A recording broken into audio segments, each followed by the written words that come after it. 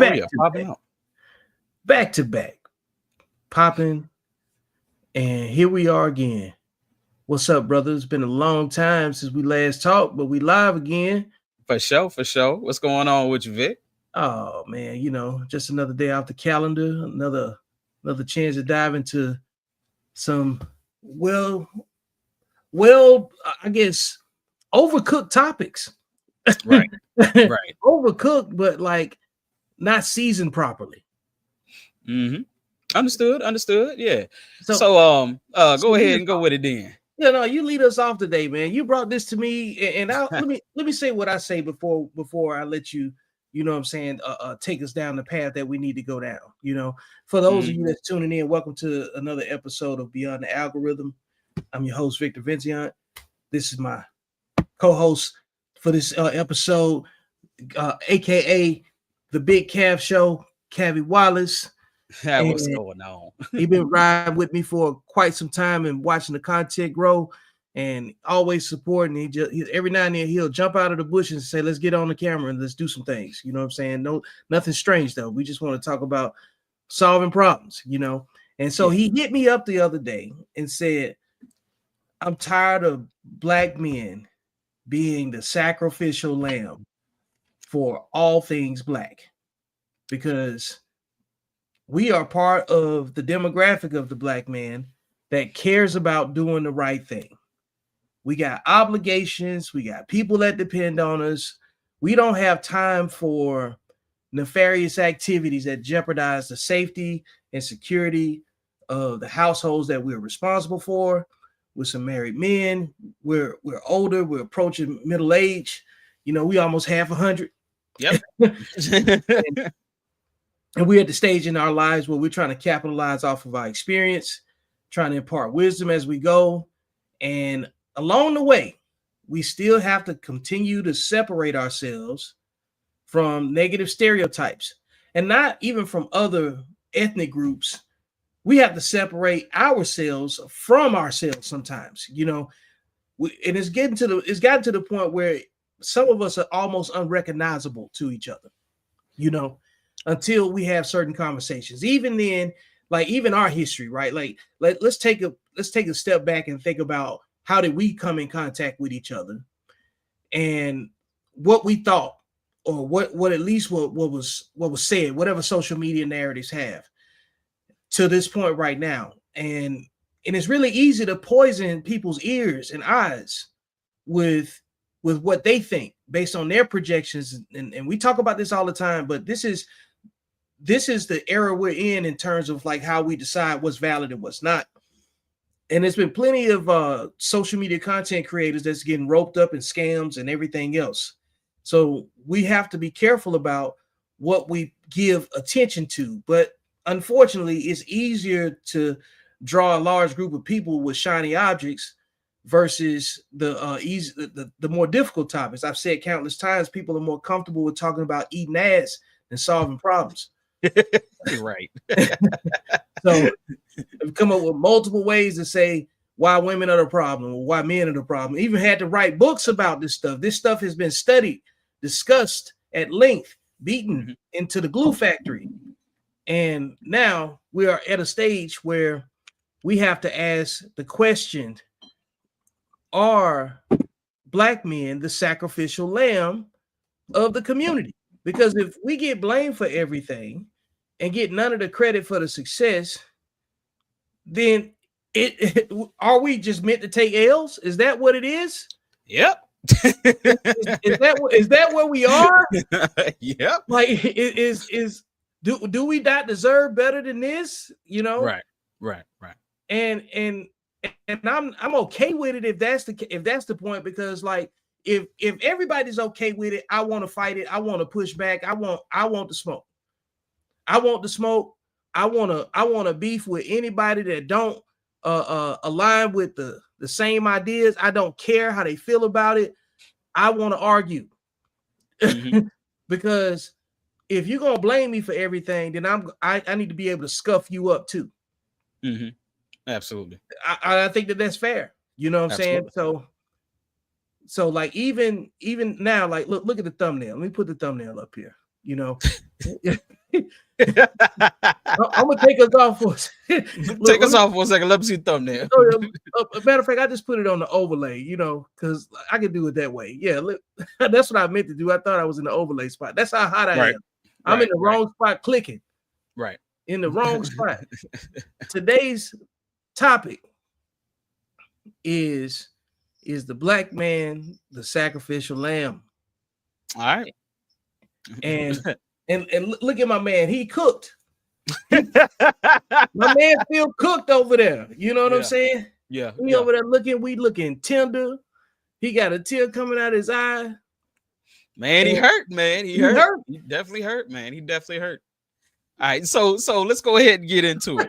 Let's go ahead and get into it because at the end of the day, you know, like I said, I like you said, I called you, you know, in a day when I was just, you know, doing my rounds and everything. Go ahead and put us up side by side, you know what I'm saying?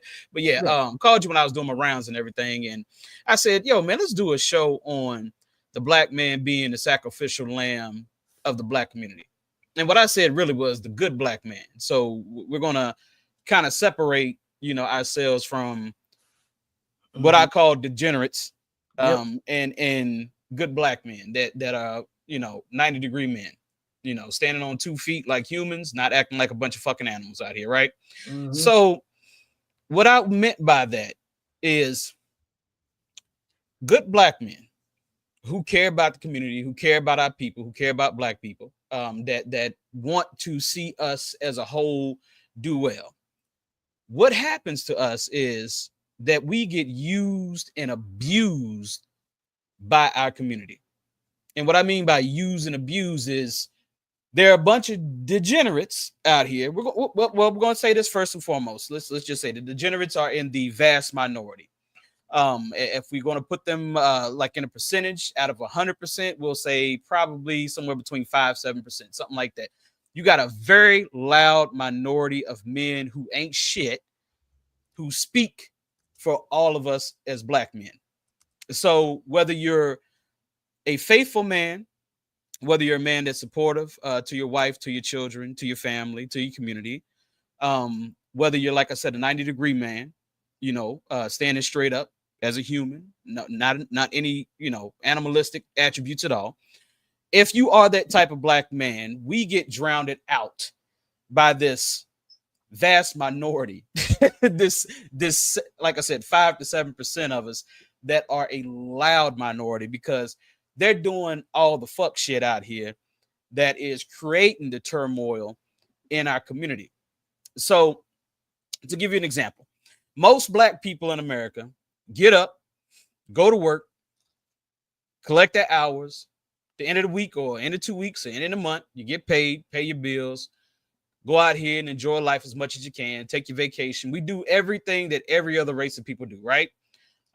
We enjoy ourselves and we do that in a very productive way. This is the vast majority of black people do that, especially, you know, the vast majority of black men, because we're speaking on men at this point. The vast majority of black men do that. But you do have this 5 to 7%. And I'll break that percentage down on another day. But like I said, that 5 to 7% that they go out here and they completely fuck up what has been built by good black men, black communities. Okay. So back in the day, it was very hard for black people to progress. There were laws against us and all these different things that we could not progress, right? But you had good black men and great black women that made sure that we progress regardless of the obstacles that we had in front of us, right? And what's happened is these progressions that we've made as black people are kind of getting set back by a very small minority of black people who can't seem to get their shit together.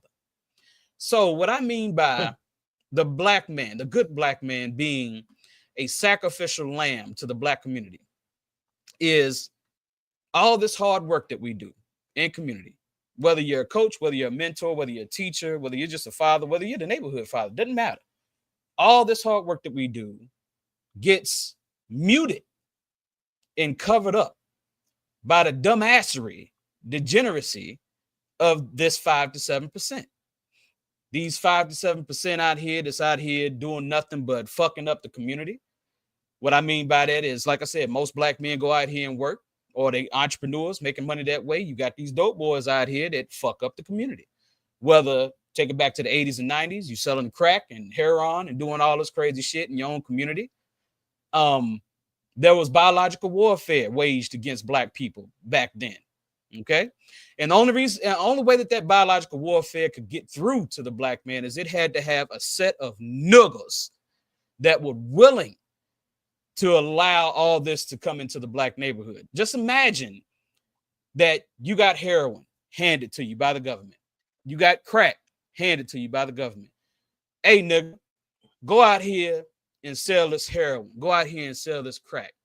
Imagine if you had all good black men and no black men that want shit. None of that would have gotten into the black community. Correct? Can we agree on that? Yeah. And it takes sellout nuggers for these things to work. Am I saying that the government had nothing to do with crack cocaine making its way into the black? Absolutely, it had that's proven. That's written down. We know that that's the case. However, without these nuggers, these sellout nuggers, it would have never came to pass. You had to have a set of lousy ass motherfuckers that didn't care about what the people that were before them built, the greatness that they built. You had to have a set of sorry ass motherfuckers that were willing to go out here and sell heroin, sell crack, now pills, in their own communities to their own people. And that's where the setback happened. You got to have these sellout niggas. But the thing is that the black community has embraced these motherfuckers for some odd fucking reason. And I can't understand. I'm sorry I'm cussing so much, but I'm passionate about this because I'm sick of it at this fucking point. We have allowed these niggas to be viewed as some type of fucking superhero. Like they did some shit right because they handed out some fucking turkeys on Thanksgiving and Christmas. Didn't talk about the gunshots ringing out in your goddamn community. Didn't talk about 15, 16-year-olds getting shot and killed in your community. Didn't talk about all the little girls that got molested and raped in your community by these niggas. Didn't talk about housing values going down. Didn't talk about crackheads walking up and down your motherfucking street. Didn't talk about pill poppers walking up and down the street. Didn't talk about these zombies walking up and down the street. Didn't talk about the extremely crazy environment that our kids have to walk through because these sellout ass niggas decided that a pair of fucking Jordans was worth more than having a solid community. That's what I'm talking about. So what happens to us as black men, as good black men that actually do work out here in the community or have done work out here in the community? We go out here and we work our asses off, especially with these young little boys, to try to fix the problems that these nuggers have created. This loud minority has created. I'm trying to figure out how we, as a people, allow this destructive, degenerate, loud minority to take the top dog spot in our community. Why we haven't shunned and shamed these niggas. I ask myself that question all the fucking time. Like, why are we the only fucking race of people that put our criminals and our degenerates at the highest point? You don't see that from the Asians. You don't see that from the Indians. You don't see that from the Jews. You don't see that from the white people. They do not put them at the highest spots. They don't do it. And for good reason. And that's the reason why when you go to their neighborhoods, they don't look like our neighborhoods. They making sure the men who are solid are at the highest spots and are regarded as the best people. They're not looking at the sorry ass niggas at those. They're not looking at them to be at that highest spot. They're not.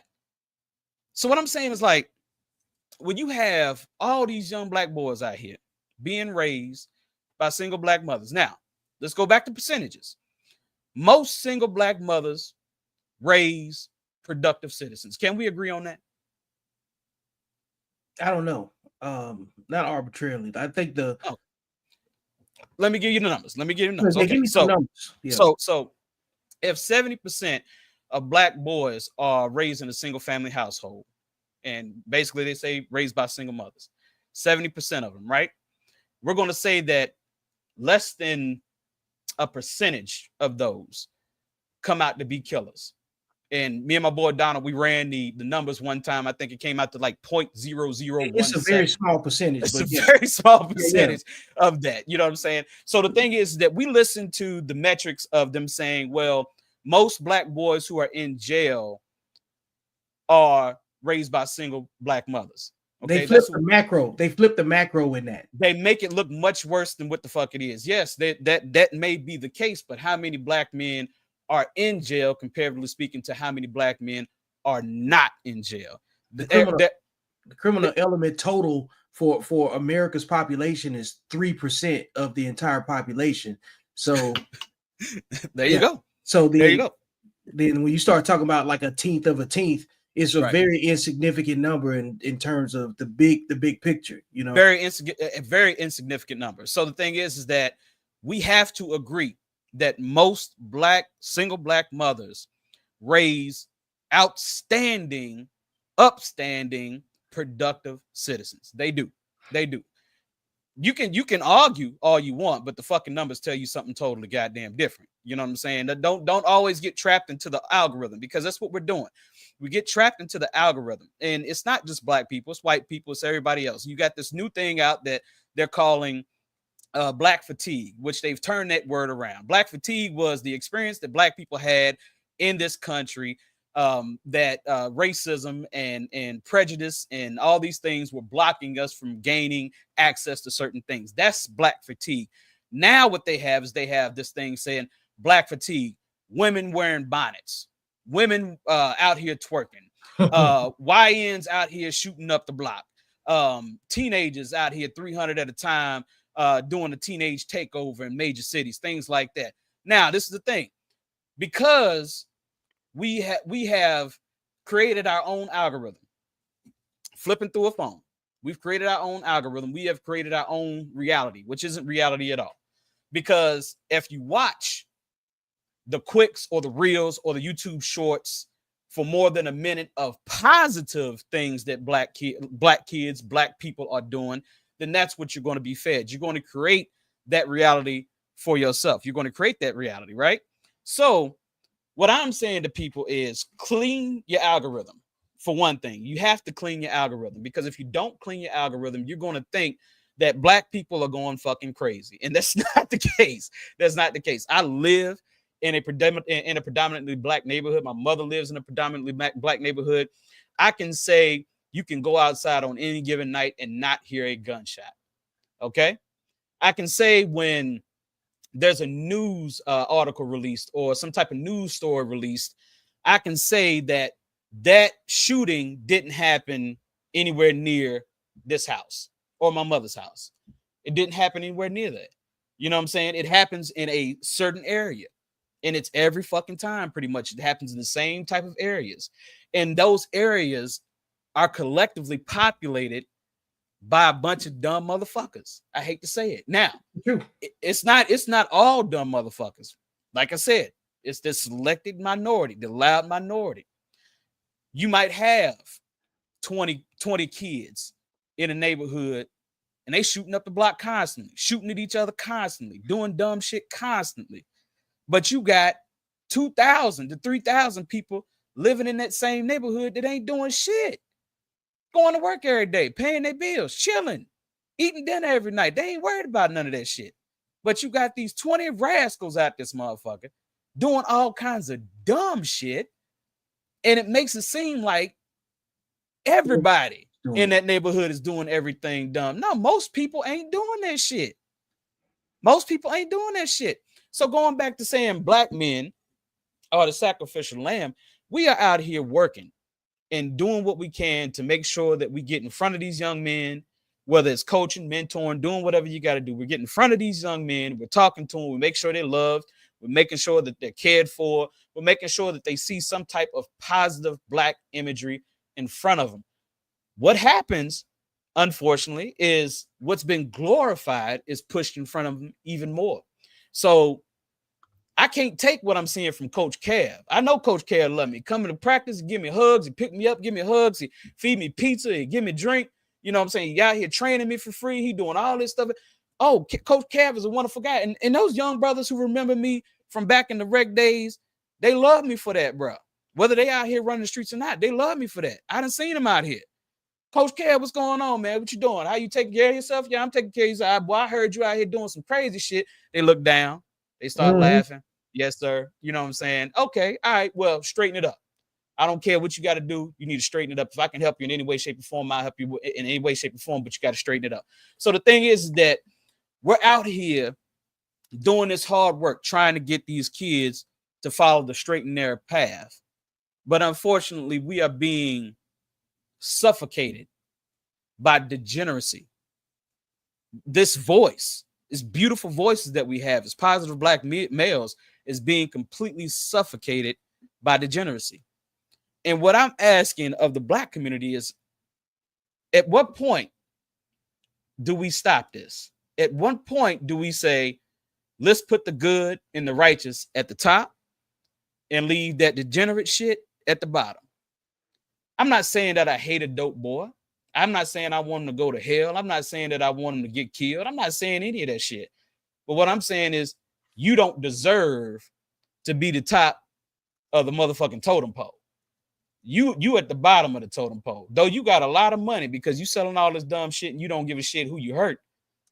You need to be at the bottom of the totem pole. You don't need to be in front of kids speaking to kids. You don't need to have any of that influence or impact. I've seen our sisters, black mothers, who have young black males they are raising, and they will put these young black males, these beautiful boys, in front of degenerates, and then wonder why at the age 15, 16, when they're outpowering you and you have no control of them, wonder why they're running to the streets. Running to the streets. Now, see, here's the thing. I'm speaking of good black men. Now, the dope boy is a sacrificial lamb too. Let me break that down. Dope boys get their start by what they see. Okay?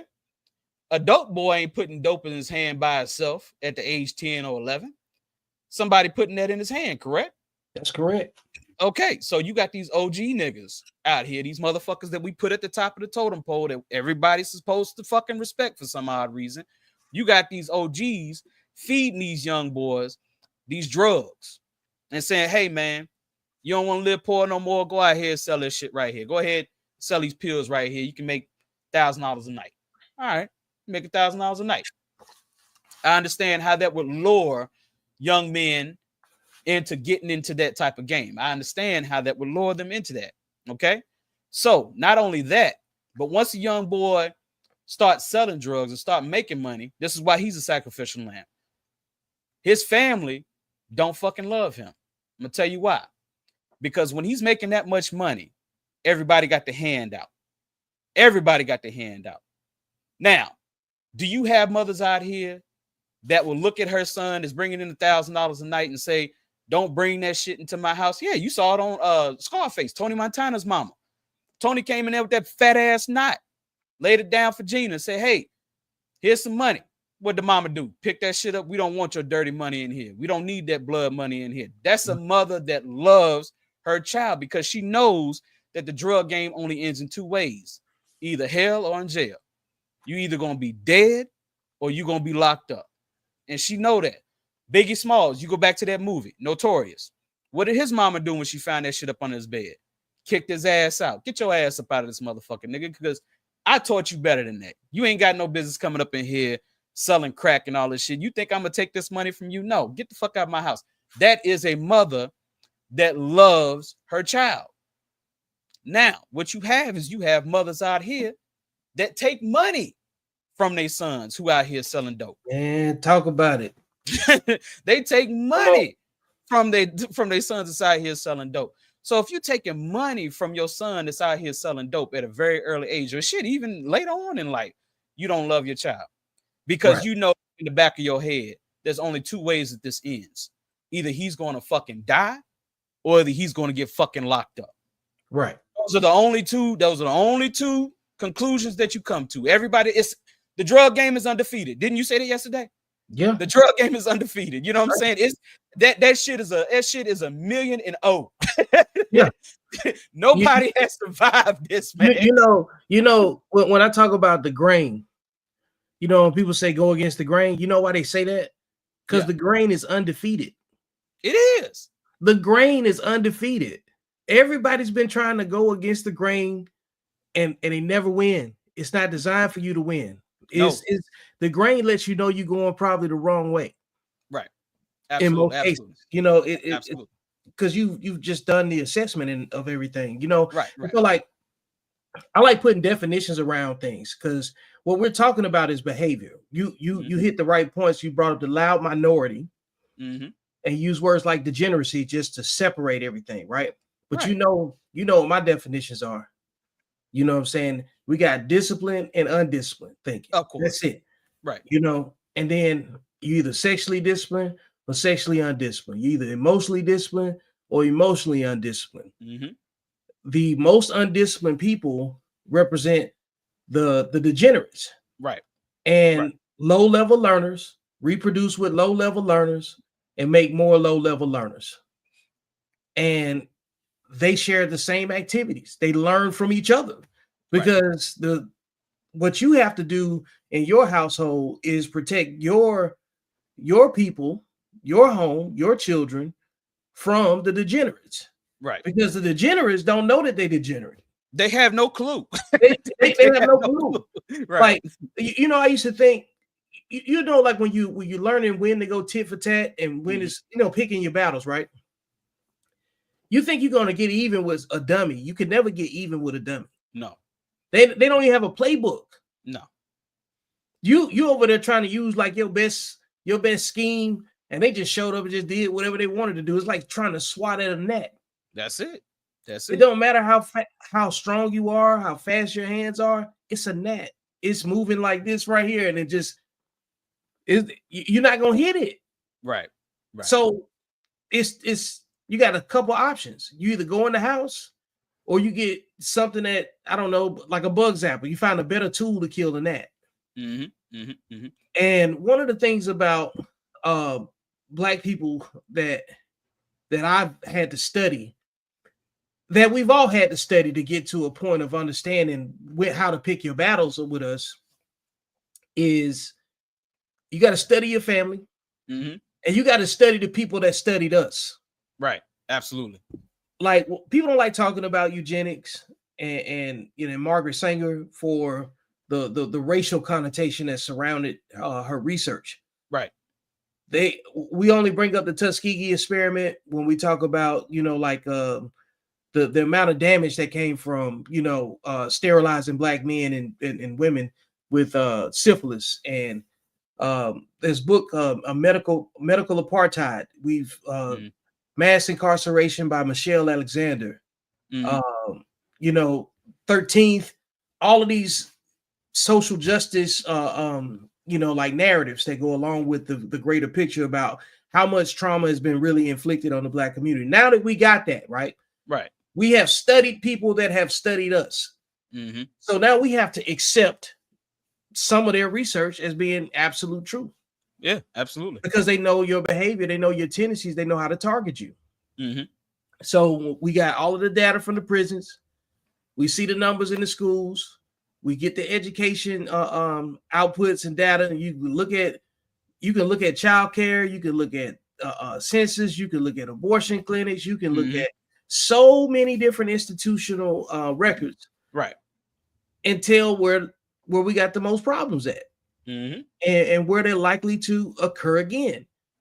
And for that reason, what do we do with that? Do we take the few? Because it's like in an 80-20 conversation, most other ethnic groups, 80% of their demographic is okay with shunning the 20%. Absolutely. but 80% of our demographic loves degeneracy. Now, they may not be the actual perpetrators right of the degeneracy, but they celebrate it. They support it. Right. They support it. Definitely. And it's so easy to see because we need to talk about us right now. Like, I'll give you an example. Them fans, where them fans at? Right. The Carnival Cruise Line got shut down because women want to step onto a song on a boat. Right. Trail rides getting tore up. Trail rides used to be sacred, hidden events. Right. Every time I see videos, is women tearing each other up. Right. And then you don't see men involved in that, right? Mm-hmm. And then the chance when we got like this separation just between man and woman and within the Black community amongst the degenerates. You're like, you know what, man? Women got to work their problem out. And then as soon as we get that, then we get a situation where like your Shannon Sharps, just recently being in the media because of what he does with his time. Diddy in the media for what he does with his time. Now, I'm not talking about worshiping entertainers and athletes. I'm not.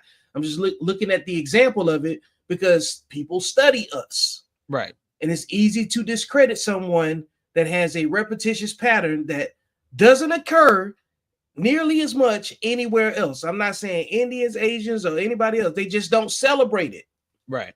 But that's not an excuse for us to dismiss the actual behavior.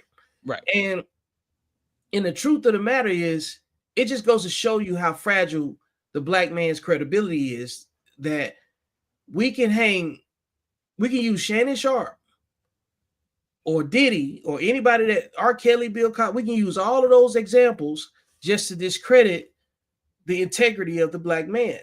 Mm-hmm. We can use all of those examples as an opportunity to put fatherlessness off on the Black man in its entirety without ever talking about what environment fostered the fatherlessness. You know what I'm saying? Who raised who raised the man as absent? You know, and even then, think about it, right? They can blame an absent man. It's before they take ownership of what they did when they're there present. Understood. But that goes back to the degeneracy. That's what I'm saying. In the degeneracy arena, it's easier to blame an absent man that somebody else chose. That's what I'm saying. That's how fragile all of our credibility is as Black men, that we can blame an absent man. Mm-hmm.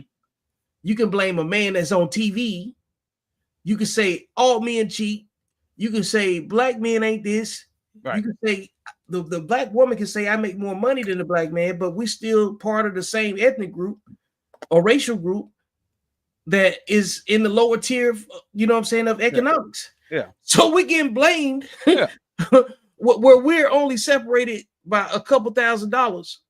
And then we get all of the burden, all of the responsibility, and never any of the celebration. Meanwhile, everybody gets to be as offensive as they want to be, while being offended by everything else that we have to say. So like, I think in the tone of this conversation, we got to fight back. Yeah, that's what we're doing. We gotta fight back. You know what I'm saying? You see those memes like hit it back, just stand up, do something. Yeah, do something, because as of right now, we getting our ass whooped, we getting punched, we against the ropes, we in the corner, we getting fucked up. As good Black men, as righteous Black men, we are getting fucked up. You know what I'm saying? And it's like I said, by a very small minority of people. And going back to the dope boy, like I said, going back to the dope boy being a sacrificial lamb, because I didn't quite finish that. So like I said, you got mothers out here that love their sons and don't allow it, and say, get that shit out of my house. Don't bring that shit in my house. I bought you a better than that. Don't bring that shit up in my house. Then you got mothers out here that take the money from the dope boy. And that's the mother that don't give a fuck about her child. He's a sacrificial lamb because she knows this is going to end in two ways. Either he's going to die or he's going to go to jail. One or the other. So not only his mother doesn't love him, but also his family members don't love him either, because they got their hand out. Auntie got her hand out. Cousins got their hand out. family reunion come and, it's going to be 200 folk there and the dope boy got all the money. He going to bring all the hot dogs, hamburgers, hamburger buns, drinks, and all that stuff. He going to make sure everybody eating good, everybody drinking good. Ain't nobody going to say shit about how this nigga got this money. He's a sacrificial lamb because the whole family know this only ends two ways.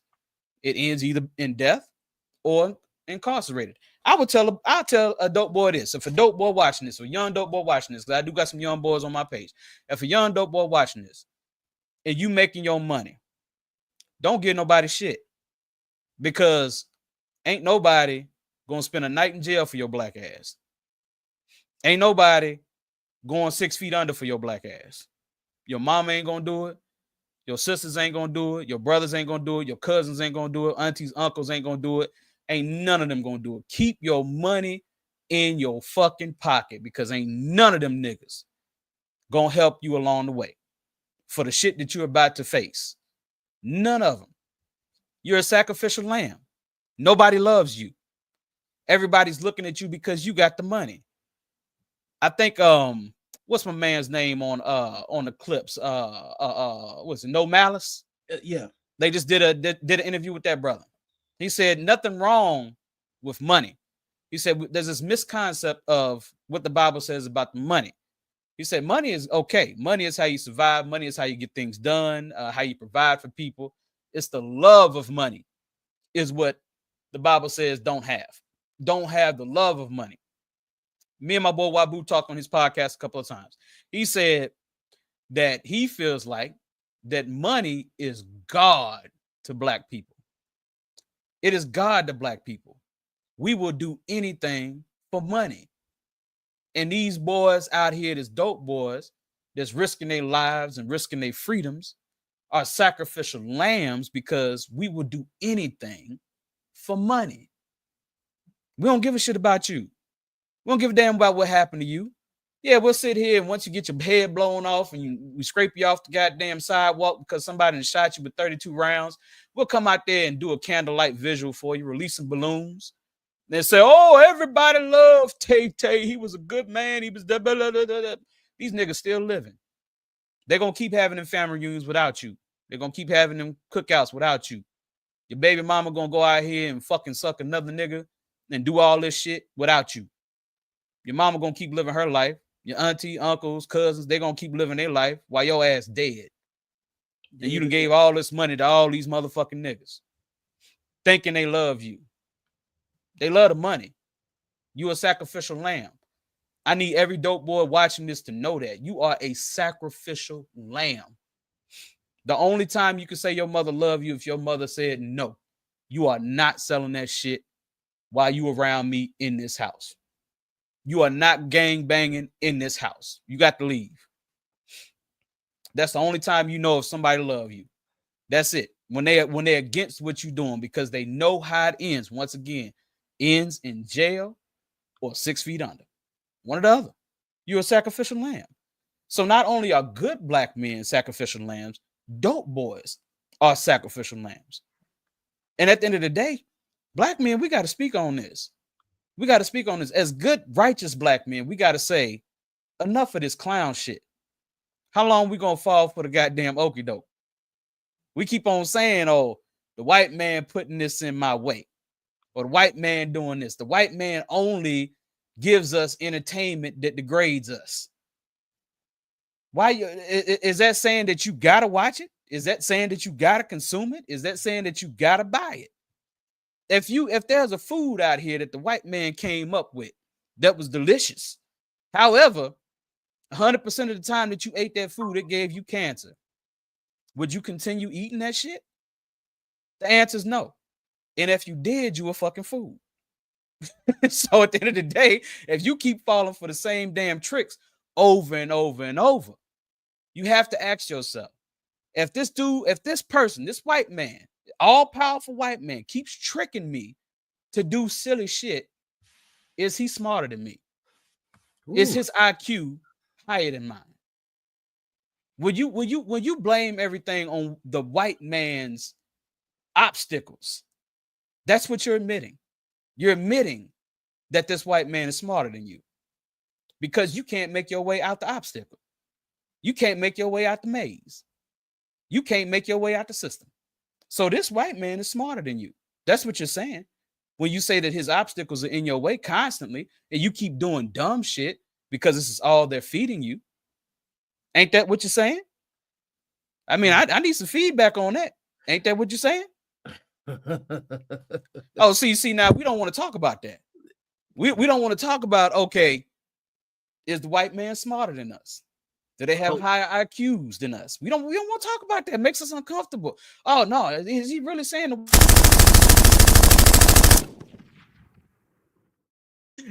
in no way, shape, or form am I saying that the white man is smarter than you? Believe me, I was born and raised and grew up in Southwest Virginia. Best believe I know it's a whole lot of dumbass white motherfuckers around here. Best believe that shit. So I know in no way, shape, or form is the white man smarter than us. So the thing is that we're downplaying ourselves and we're making excuses for ourselves. At the end of the day, to find our way out of the fire, we have to outthink these motherfuckers. That's the only way we're going to find our way out this fucking fire. We have to outthink these people. The Asians ain't up under the white man's thumb. The Eastern Indians ain't under the white man's thumb. To give you an example, okay, when you look at who's the most financially successful in America, most people will say white people. They would say it quick as all, it's white people. No, Eastern Indian. They're the most financially wealthy people in the United States. Asians come second. White people come third. Latinos come fourth. Black people come fifth. So at the end of the day, when are we going to be ready to outthink these people? Because that's what you got to do. You got to outthink them. That's the only option that you have. Is it hard? Of course, yeah. They got their best minds on this shit. They got their best minds on this shit. And these motherfuckers are master manipulators, master propagandists. So yes, it's a hard task. It's a huge obstacle. But we can make it past that obstacle. We can outthink these people. We saw China go through their years of shame with the huge heroin use epidemic that they had over there. Look what China is now. Look what they are now. They outthought white people. India is right behind them. They outthought white people. This whole BRICS organization, they outthinking white people. That's what they're doing. Yep. They're just outthinking white people. So you can't say it can't be done. Yes, it can be done. But as long as you're willing to take in all this dumb, degenerate shit, we're never going to be able to get past that. We're never going to be able to get past that. Now, you have black women out here. There's one of the highest demographics of people out here getting college education. Okay? So black women, you're getting college educations, which is beautiful, wonderful thing. And I hope all of you guys get put in the positions that you need to be put in, because you guys need to be put in position. You deserve it. But I also seen my sisters out here with master's degrees getting pregnant by a nigga that ain't never had a job. Let me repeat that. I know some sisters out here that's got master's degrees, and they have gotten pregnant by a nigga that ain't never had a fucking job. Sisters, you got to look at yourselves. And that they're in the minority too. The ones that do that, because most sisters ain't doing that, but they're in the minority too. You got to look at that. And you got to say, what would entice a woman with a master's degree to go out here and fuck with a nigga that ain't never had a job? That nigga ain't going to have retirement or nothing. He going to be dependent completely on your retirement. Completely on you. If he stick around, which he most likely ain't going to fucking stick around. So what I need for black men to do is black men when we're teaching these young boys at a very early age, we need to be teaching them that marriage is first and foremost what you need to go for when you're coming out of high school. Marriage. You can get educated while married. You can start your career while married. Get married. Because going out here and fucking all these different women and shit. I know brothers out here got 30 and 40 bodies, bro. What did that do for you? How did that increase your life? You know, how did that increase your life experience? Because you fucked 30 or 40 women? That increased your experience? That increased your love for your experience? Or did you just go out here, you just acted like a fucking monkey and just fucked everything that you saw bending over? Because that's what you did. That's all you did. And, this brothers out here got their chest out. Oh, I got 30 or 40 bodies. 30 or 40 bodies. Okay. All right, but now you 50, 55 years old in a goddamn club trying to pull these young girls. These young girls don't want your old ass. They don't want your old ass. You washed up, nigga. Washed up. And what they don't realize is when they become 65, 70 years old and they get put in the goddamn nursing home because don't nobody give a fuck about them because they didn't take care of their kids. They ain't got no wife. They ain't got nothing. You gonna be the most miserable motherfucker in there. It's a proven fact that black men in their later ages, when they are in those type of facilities, are the most miserable people to serve because they ain't got nobody. Ain't nobody looking out for them. They ain't got nobody to love them. Them kids that you had, them 4, 5 kids that you had by three different baby mamas you ain't never had time for. They don't give a fuck about you. What I'm gonna come see you in the nursing home for, nigga? You didn't come see me when I was playing baseball. You didn't come see me when I had a football game. You ain't come see me when I had a basketball game. Hell, the only time I saw you was when you bought me the new Jordans for Christmas. That's the only time I saw you. So you think somebody gonna sacrifice their time to come see your black ass in the fucking nursing home? No, ain't happening. So the thing is, like, I'm gonna go to my sisters now. Sisters, it's time to stop with the silly shit. I don't give a fuck how good nigga sex game is, how big a nigga dick is. I don't give a fuck about none of that. And you shouldn't either, sisters, because ain't none of that shit giving you any type of security. None of it. No. You had a good fuck, and he made you feel good. He made you tingle inside. He made you come, whatever. And at the end of the damn day, you ain't get shit else for that. You ain't get shit else for that. So you gonna trade. Let's say you have a kid by this dirty ass, degenerate ass nigga. Let's say you have a kid by this nigga. You got 18 years with this kid by yourself. No help. So think about that. That little 30 seconds to a minute that you had orgasm, was it worth 18 years of fucking pain? You that in need of an orgasm that you are willing to give yourself 18 years of pain raising the kid by yourself with no fucking help? That's a sacrifice that you're willing to make for some good dick. that's crazy. That's crazy to me. That's why I say, when poor sexual discipline is a mental illness. Definitely. That I think that, I think that we have to be comfortable with diagnosing ourselves at this point. You know what I'm saying? We have to really be honest about it. We have to put it in a conversation that forces us to deal with the issue and the point, of the matter. Because if we don't think it's a problem, then we'll never do anything about it. No. We won't even know how to address it if we don't think that it's a problem. We're like, oh yeah, it's just a Tuesday. You know what I'm saying? Mm-hmm. So absolutely. Yeah, it's important for us to not just say that they're degenerates because they don't care. Mm-hmm. They ain't nothing that they ain't already heard that they're not already saying to themselves, right? Absolutely. Right. When you start calling it mentally ill, then we got a different commitment to the narrative, because we have to create our own narratives. We can't let everybody box us in to narratives that they're comfortable with. Because I've always said the greatest miseducation was everybody being miseducated about everybody else. Right. Mm-hmm. That's how narratives live forever. Mm-hmm. Just like the Willie Lynch letter was definitely found to be a hoax, but the impact of it was still effective. Oh yeah, definitely. So it doesn't even matter if it was real. The impact from it is real. Did you check out that Tiffany Haddish clip where she was talking about sex and she was talking about the trading of pretty much DNA? and how she went into the science of sex, right? And the reason why I'm bringing up sex is because this is what gets us in trouble a whole lot. We have this thought in our mind that what's been taught over eons of years, right, is wrong. That you shouldn't just be with that one person that you chose to be with, that you chose to marry. You shouldn't just be with that one person. You need to have this experience.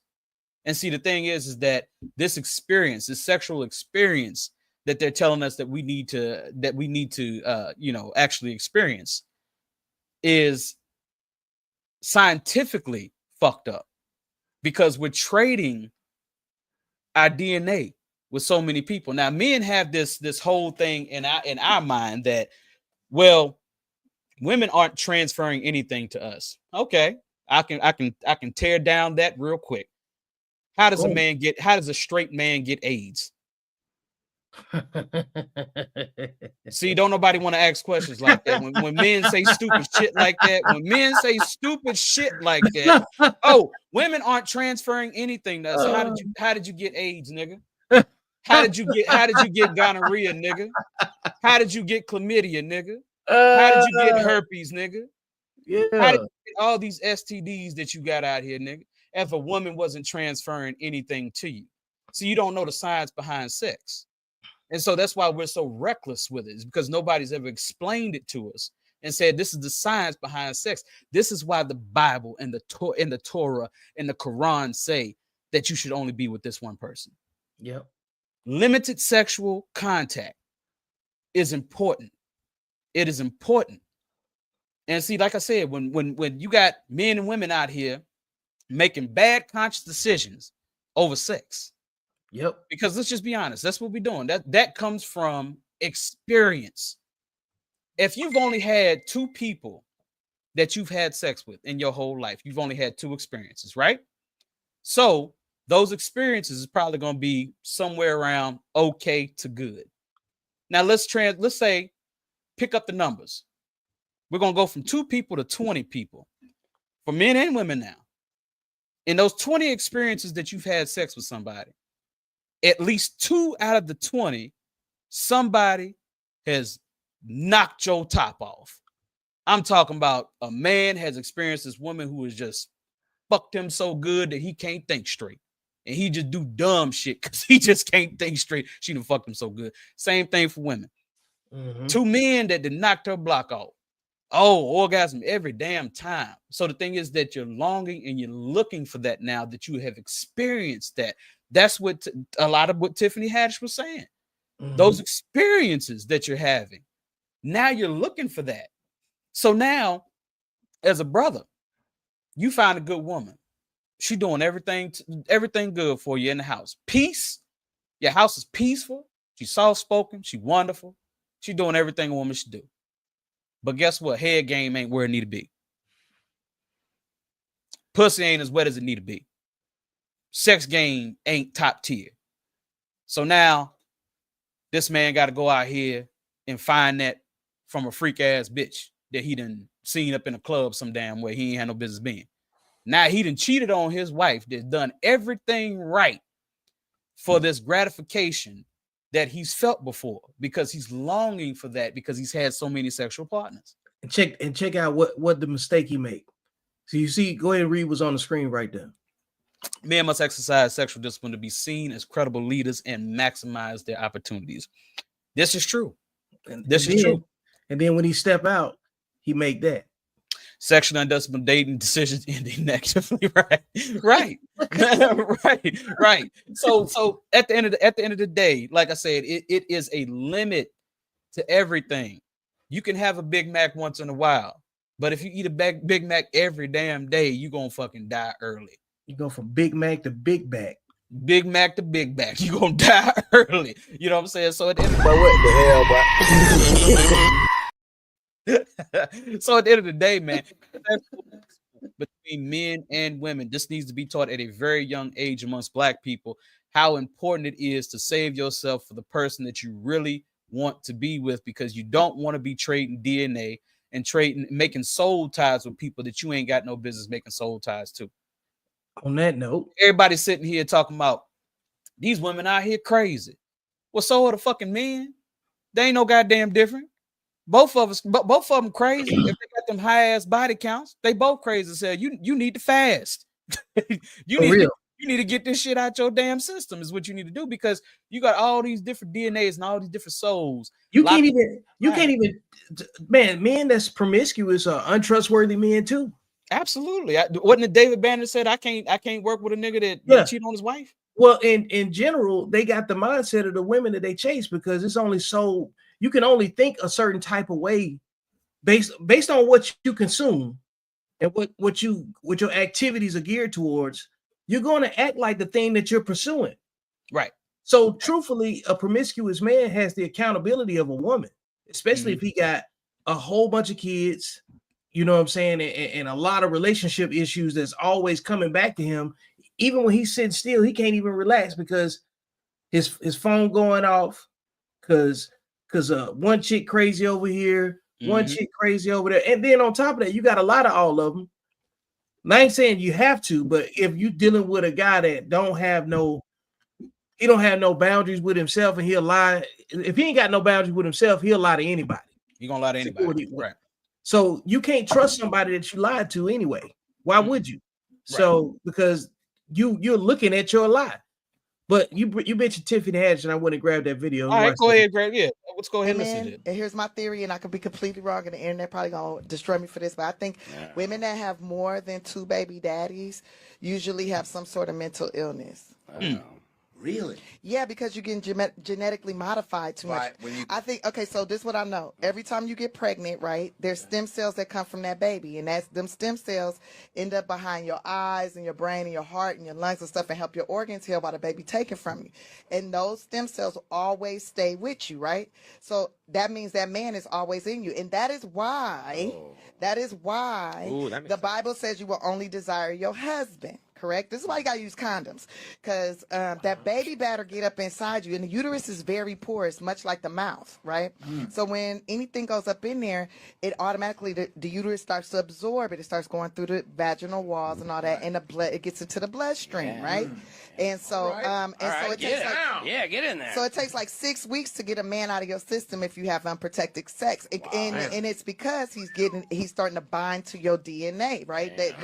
And that's why it's couples, when they be together too long, they start looking alike. You start looking like him. Like, it's not, the guy don't start looking like her. She start looking like him, because he is genetically modifying her. And every time you get pregnant by him, you start to get modified, right? So if you get pregnant by multiple peoples, right, that's multiple spirits, multiple thoughts, multiple modifications from different DNA strands to have mental stress. So, it's very evident, like what I'm saying is very evident and makes sense, because like you got all these dating apps, all these women like free sex, free this, whatever, you know, I'm doing money, I'm living it, I'm exerting my sexuality and all this, and I don't care if I got 5 kids or 5 baby daddies, whatever. Usually those bitches are mentally, they're struggling in so many different ways, not just financially, but also just like on where to focus, how to whatever, because you got too many different bloodlines in your blood. Too many kids. I mean, you have mental illness. So that was my theory on sperm. That makes sense. That's very, and that's why you can't just, that's why you have to use condoms, ladies. That's why you have to use condoms. We cannot genetically modify men. Now this is the thing. Now she spoke some very good truths on that. Okay. And women definitely can genetically modify women. Women can definitely genetically modify men, no doubt. You know what I'm saying? Because if you look at the personality of a woman and you keep having sex with that woman, you're going to pick up some of those traits. You know what I'm saying? You can see it. You can see the change in yourself as a man. You can see it. So I would say that she would be wrong about that. However, she is correct about the DNA transfer, from her getting pregnant by a man. And it's more prevalent with a boy. I think I explained this to you before. If the woman has a boy by the man, that he is in her system, latched to her DNA for up to 16 years. This is a scientific fact. There's no rebuttal. Because like I can see it is compounded. It just be different. Yeah. I don't know how far it would be with a girl, but for a boy, if it's a boy, it's up to 16. I haven't done the research on the girl, but up to 16 years before this man's DNA actually leaves your body. So that's why when you have these men out here saying, I got a bitter baby mama, you know what I'm saying, that I feel like still loves me or still feels me, it's gotta be some the type of DNA. legitimacy to what he's saying, you know what I'm saying? Because at the end of the day, the DNA don't lie, and the DNA lays dormant in her. So part of him is in her.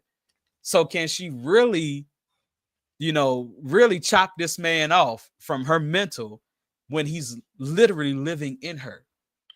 So because we don't understand the science behind this, nobody teaches little girls this shit. All we say is, hey, save yourself for the best candidate, or save yourself for your husband, which is a great thing to say. Explain it to us scientifically and say, this is what happens to you when you let a man enter you raw. And to be honest with you, there's a professor that debunked the whole thing with the condom thing too, because you're still making skin to skin contact, whether you're wearing a condom or not, because the condom does not cover the pubic hairs and all that shit, right? And that's pubic hairs. People don't know hair is DNA. You know what I'm saying? So at the end of the day, you're still trading DNA even with a condom. So the thing is that what Tiffany should have said here is Tiffany should have said, ladies, at this point, start teaching your young girls that they are only to have sex with the men that they are willing to marry. That man needs to put a ring on your finger before you open them legs. Period. Point blank. I gives a fuck about your college experience. I gives a fuck about your high school experience. I gives a fuck about any of that shit, because none of that does anything for you. But if you get you a husband out of the deal, that does a lot for you, especially if you guys have the same vision, going for the same goals, and you guys are building together. Definitely does a lot for you. The other option don't do a damn thing for you. All you can say is, I fuck Nick, I fuck Ricky, I fuck Jamal. That's all you can say from that. Yeah. Can you say, I lived. I love that one right there. I lived. I lived. That's living to you? Like old Rose from the Titanic. Rose is right. Yeah. I lived. So how many sexual partners that you have is living? So Jenny from goddamn Forrest Gump. Right. She lived. See how that ended? When it turned Forrest into did they get married? It turned him into a widow. Yeah, turned him into a widow, a simp ass widow, because he was retarded. You know what I'm saying? So at the end of the day, and look who she took advantage of. And that's the thing. Retarded man. If that's the thing. If you're it's the point. You have to be mentally ill. You can't be sexually undisciplined and be of sound mind. No, because you're just talking about pregnancy. You're not even talking about STDs. Nah, you ain't talking about that. You're not talking about the second and third order effects about the family that you connect to that's associated with it. Right. So you make kids with a dysfunctional partner. Now you connected to that family. Yeah. So at any given point, if they come from an abusive background, you're that degree of separation away from it or affiliated with it. Mm-hmm. So something in that bloodline can jump, it can skip. You know what I'm saying? And the potential of it showing up is real because the child is real. Mm-hmm. So, and see, here's the thing that we don't get in the Western world, in here in America or the UK, whatever you want to call it. This is the thing that we don't get. Most people in this world only have one sexual partner. Most people in this world only have one fantasy most times. So the thing is, people don't believe that. And what the thing is that in most cultures, it is shunned and looked down upon to have more than one sexual partner. It's shunned and looked down upon to have more than one sexual partner. And people don't believe that. But that's the honest to God truth. I was told that by an Arab man. I was like, what you talking about? He was like, dude, he was like, you people over here in America are the only ones that have that many sexual partners. We don't have that many sexual partners. He said, most of my bros who are Arab, he said, we might have tops 2 or 3. And that's only because we came over here in America and we were able to sleep with your women. But in their country, under their law, under what their culture, They don't do that. They don't have multiple partners like that. They don't have it like that. So we're the only ones that do it. And then we look at our women and we say, okay, well, we want to be passport bros because we can't find good women here. Why you think you can find a good woman over there? Because the culture's different. She ain't been ran through over there. She ain't got 20 or 30. You know what I'm saying? She ain't got that many that's been up in her. You know what I'm saying? So she's more sound-minded. And same with men over there. I'm pretty sure if women ever said they wanted to be passport women or whatever, it will probably work out better for them because the men over there aren't as sexually undisciplined as men over here. So like I said, it's something that we have to watch and something that we have to preach at a very young age for these kids to understand that, hey, I'm talking about shit before damn they get out of elementary. We need to be talking about this. We need to be talking about this. I'm going to have this conversation with my daughter. I got to. Man, I say we need to reparent ourselves before I let this play. Mm-hmm. So along the lines of what you're saying, it pertains to this, because I think, we've had extensive conversation about this, and it all comes back down to who's reproducing with who. Right. Because we're reproducing the problem, right? Mm-hmm. And then we need to reparent ourselves, bro. We need to be taking the advice that we would give ourselves if we was if we copied and pasted ourselves. There's a older version of Cavi and an older version of Vic. Mm-hmm. We should be mentoring right now ourselves. Right. Because we ain't got nobody to come in and tell us what to do, but we need some encouragement. You know what I'm saying? And we need to do that to the younger version of ourselves too. You know what I'm saying? Say, hey, you didn't know. Your pops didn't know. You got more information now. You got less excuses. You could double back and fix some of this stuff. And you know what I'm saying, and move forward, right. You ain't got to live in guilt, you got to live in shame, and that's because like I'm writing I got another book that I'm working on, and it's and the concept is like about masculine shadow work, and it's source work, and there's always gonna be shame and guilt and regret no matter what you do, you know what I'm saying, because that's just what comes with being a man. Right. It comes with being an adult, but like specifically, a man is not afforded the luxury to walk around putting blame on everything, No. And in the case in point, the self-deletion is so high amongst men because they can't do it. Right. They just psychologically can't do it.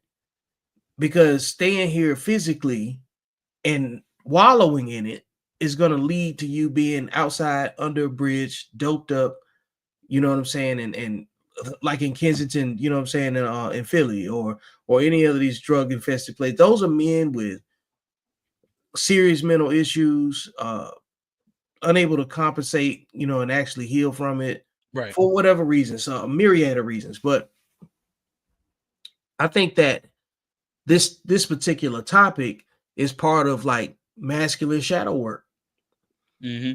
And when we keep having to bear the brunt and responsibility of, like the blame of black men not being out front or not stepping up, or when they step, but then I always bring up tone policing, and not to go tit for tat, but like you want to be led, but you don't want to listen.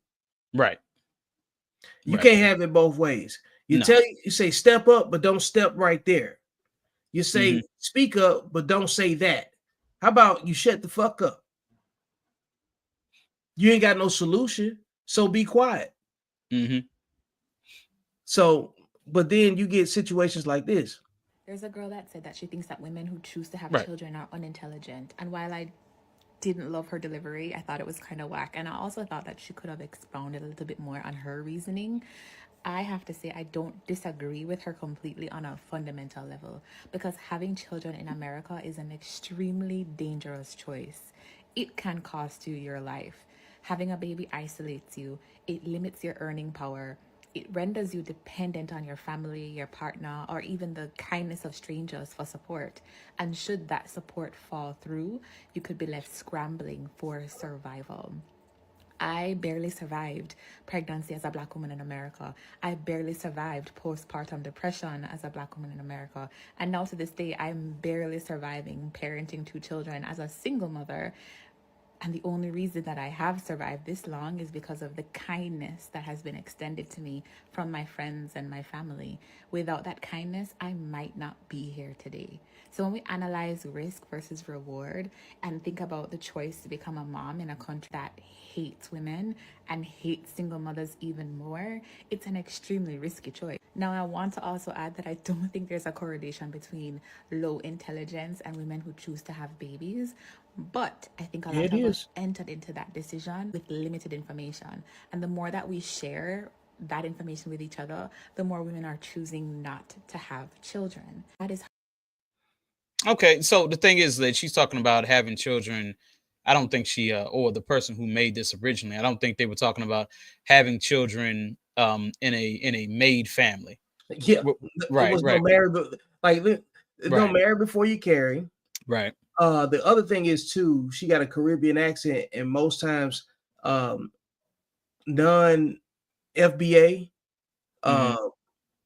they don't find out they're Black until they have to deal with some of the infrastructure processes. Okay, right. So you find out she was Black when she went, since she had that baby, right. And so like listening to that, it's what she's saying is valid, but it's also very contradictory, because even in their culture, they believe in marriage. But you thought you were going to go to a different country and be a single parent and thought you're going to have more options. Like it's not news that in America that Black women in pregnancy and it is a big issue. It's never not been an issue. The mortality rate, associated with Black women enduring pregnancy and surviving, and the health of the kids and everything else has always been a question, because the healthcare system is fatigued behind the amount of birth from the Black community. Well, I won't even say the amount of birth, because we got to be honest. If we got a lot of abortion too, right? You got a lot of abortion. So the thing is that people don't realize the impact of abortion on our culture. When I talk about abortion, I like to bring out the number, because most people don't know the number. They say, oh, abortion, it's between a mother, child, and God, whatever. Ain't got nothing to do with men. Okay, understand that. But own this. Since 1973. You don't put it up on the screen? No, we ain't got to put up a screen. I just say what I'm going to say. Since 1973, there have been 23 million abortions performed by Black women. Since when? Since 1973. 23 million abortions. So that changes the whole demographic of Black people. Right now, in 2025, Black people should either be close or high, or the highest demographic of race in America. Either close or highest by 2025. Because like I said, if you had 23 million abortions, we'll take from 1973 to about 2005. By this time, 2005, child should be 18 years old, right? Or close to 18 years old.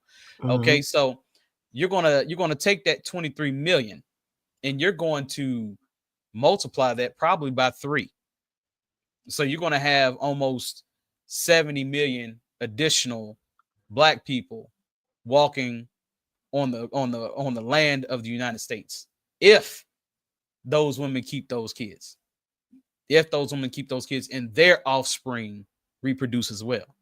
Yeah. And possibly even more than that. Oh yeah, very quickly, exponentially. So I mean, at the end of the day, being sexually undisciplined and not having the nuclear family being the center of our community has literally killed us. Yep. It has literally killed us, numbers wise. It has killed us. We should be the most powerful people in America right now, politically, financially, everything. Had we not had 23 million abortions since 1973. But we're supposed to look at this as some type of women's right victory, right? You know, oh, this is women's rights victory. It's not a victory for black people. It's not a victory for the black community. That is terrible for the black community. I want to look this up real quick before I speak on it, but let's see here. How many people are in New York?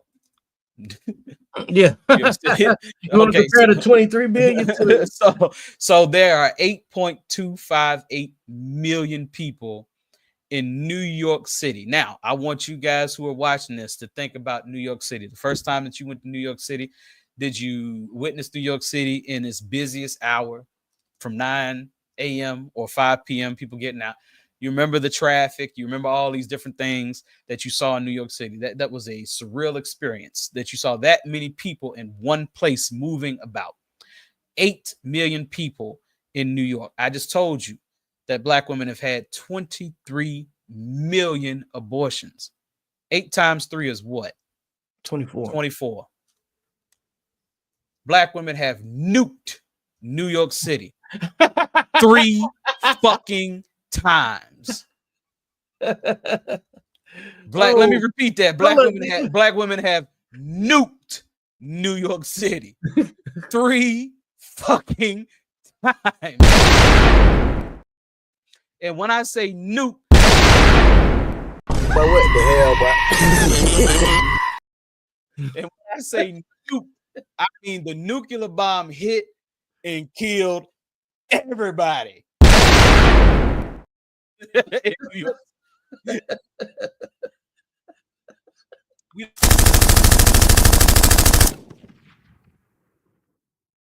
We don't like to look at numbers. We don't like to look at numbers. It's a victory. Women's rights, victory. Y'all let Margaret Sanger trick y'all into killing your whole fucking race. That's what you did.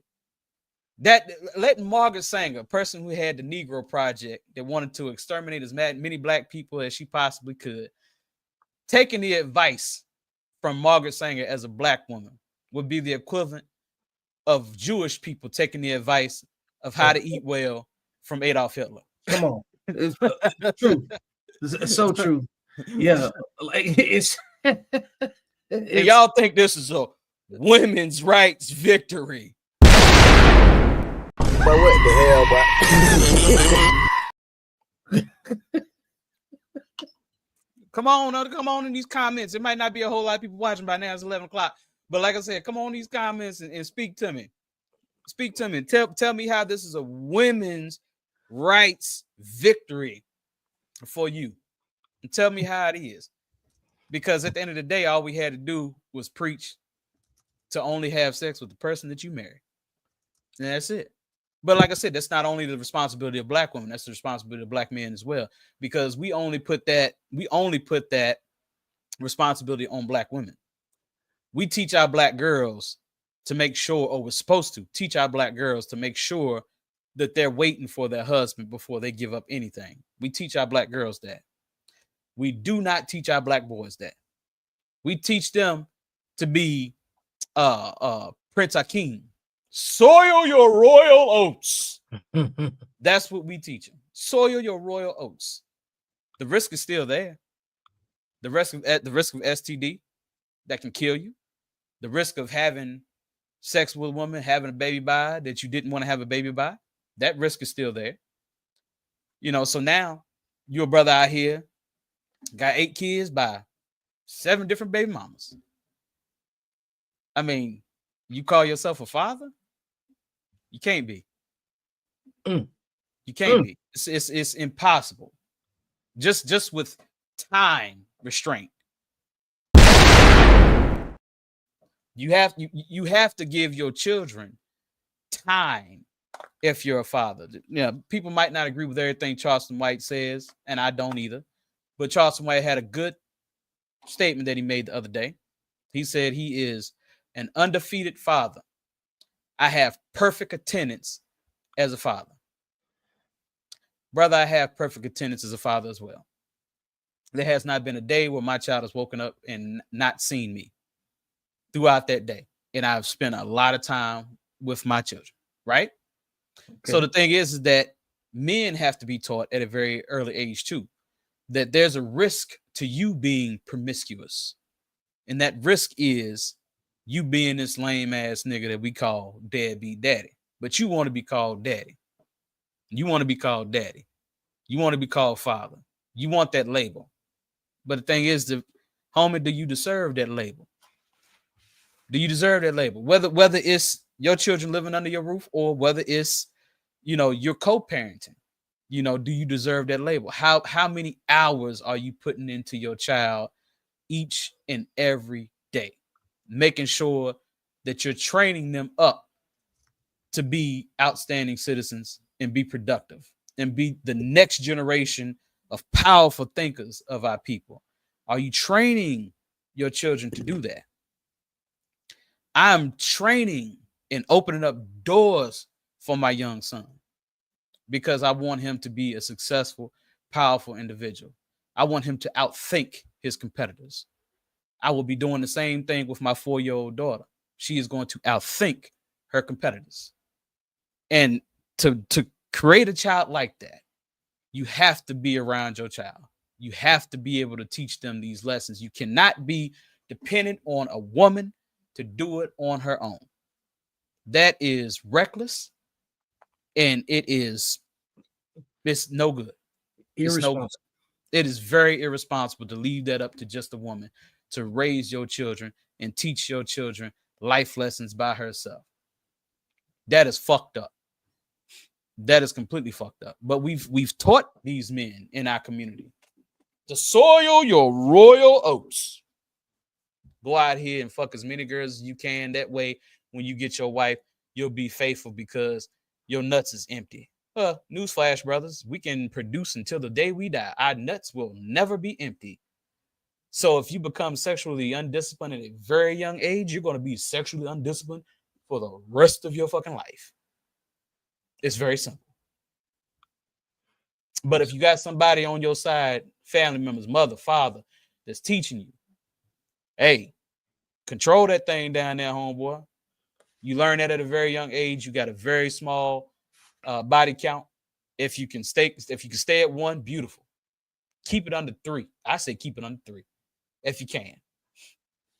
But that's what we need to be teaching our young boys out here. Keep it very low. Keep it very low because the risk definitely is not worth it. It ain't no reward to that risk.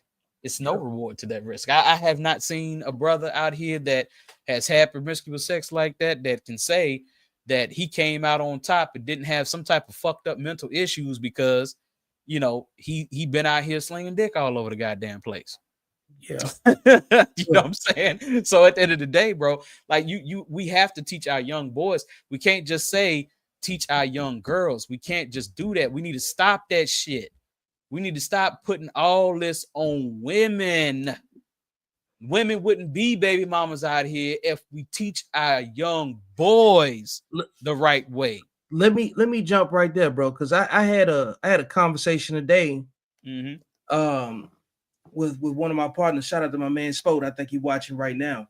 And we talked about the male sexual discipline, and I said, a lot of the times the reason that the man has to assert himself as he should is that you can't lead if you're not willing to withstand criticism for the decision that you make, and you can't stand on business and then capitulate to what the woman says. Right. Because ultimately, if you're in a position as a man and you feel like she undermines your authority and does something to create a sexually unstable situation where you end up getting her pregnant again, and that wasn't the agreement that y'all had because you thinking she gonna take care of her body to do whatever she can on her end to prevent it. But the reality is you can't expect a woman to not act like a woman. So you got to take responsibility and take that off her plate altogether. It's like you got kids and they come home hungry, but you tell them they can't eat anything until after you get there, right? How many times are the kids gonna do that? How long do you expect the kids to starve when you know they're hungry after they get home from school and you know kids got to eat, right? Right. Before they just said, forget it, I'm just gonna go ahead and get me something, or get a little something, because you're trying to prevent them from spoiling their dinner. You know what I'm saying? Right. They just want a snack.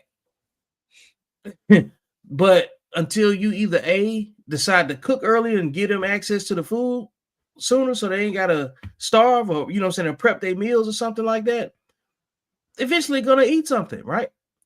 So you got to take, as a man, you have to take away the probability that they can make a mistake. And even if you kind of get coaxed into it or whatever, you can't have the accountability of a woman and then be shocked when she make a decision that you agree with her on. Hello? You can't. Hello? So that's the reason why I put this on men, because that woman can't have a snack if that snack ain't there. If the snack ain't in the cupboard, she can't have a snack. You know what I'm saying? So if she want a quick piece of dick real quick, if that dick ain't available, ain't have it. So that's what I'm saying.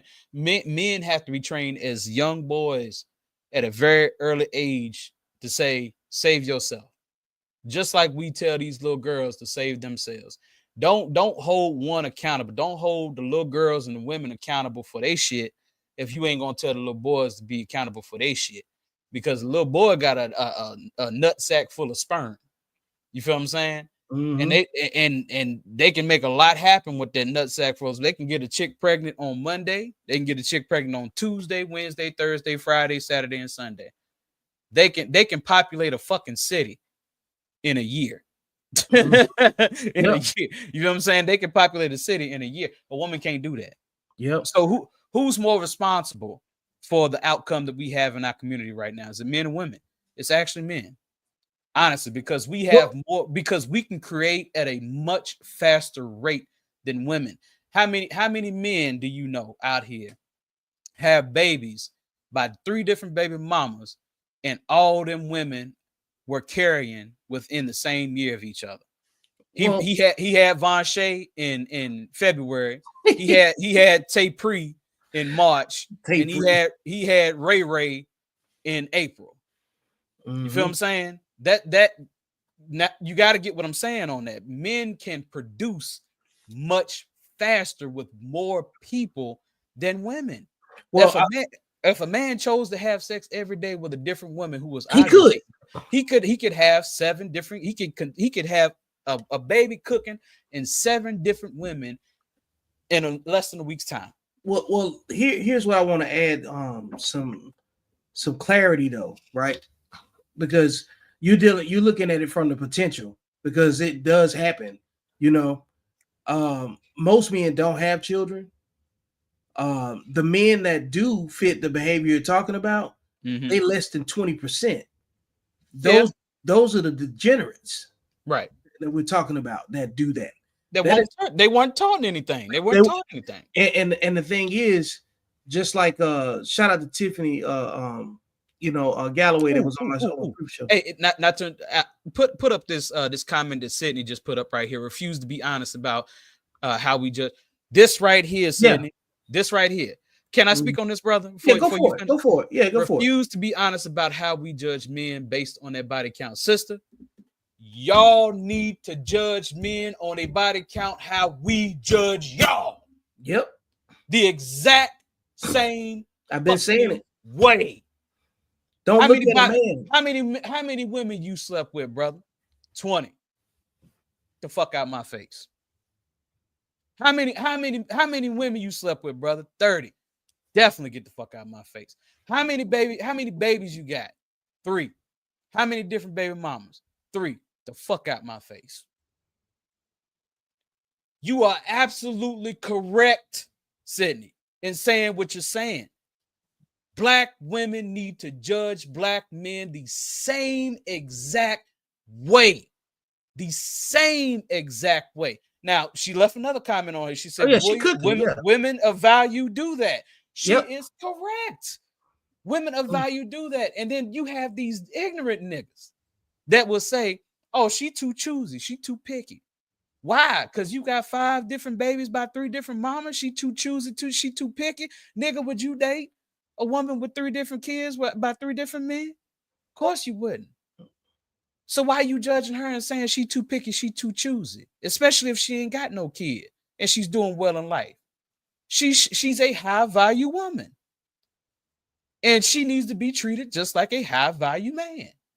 And we ain't talking about monetarily. We talking about character. We talking about character and outcomes. And that's when we talk about value is based on behavior, bro.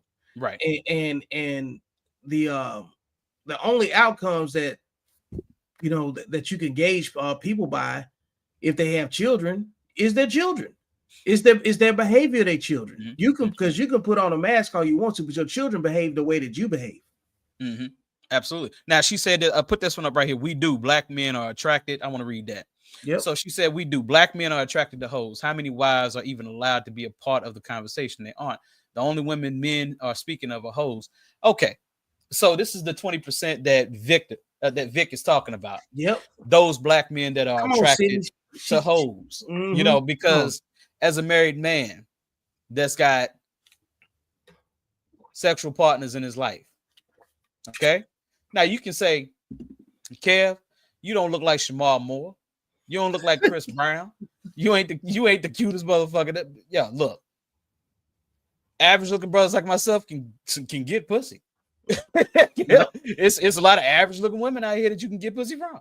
Yep. You know what I'm saying? A lot of average hoes out here that I can get pussy from. A lot of low self-esteem women.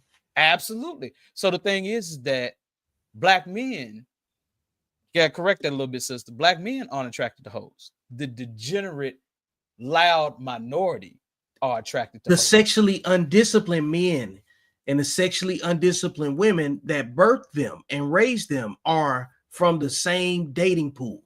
That's what I've been saying the whole time. Like when you get men that are raised to not raised to regulate themselves sexually, they're generally the men that's raised without fathers, and if, even if their father's absent for whatever reason, their absent father was already raised the same way too.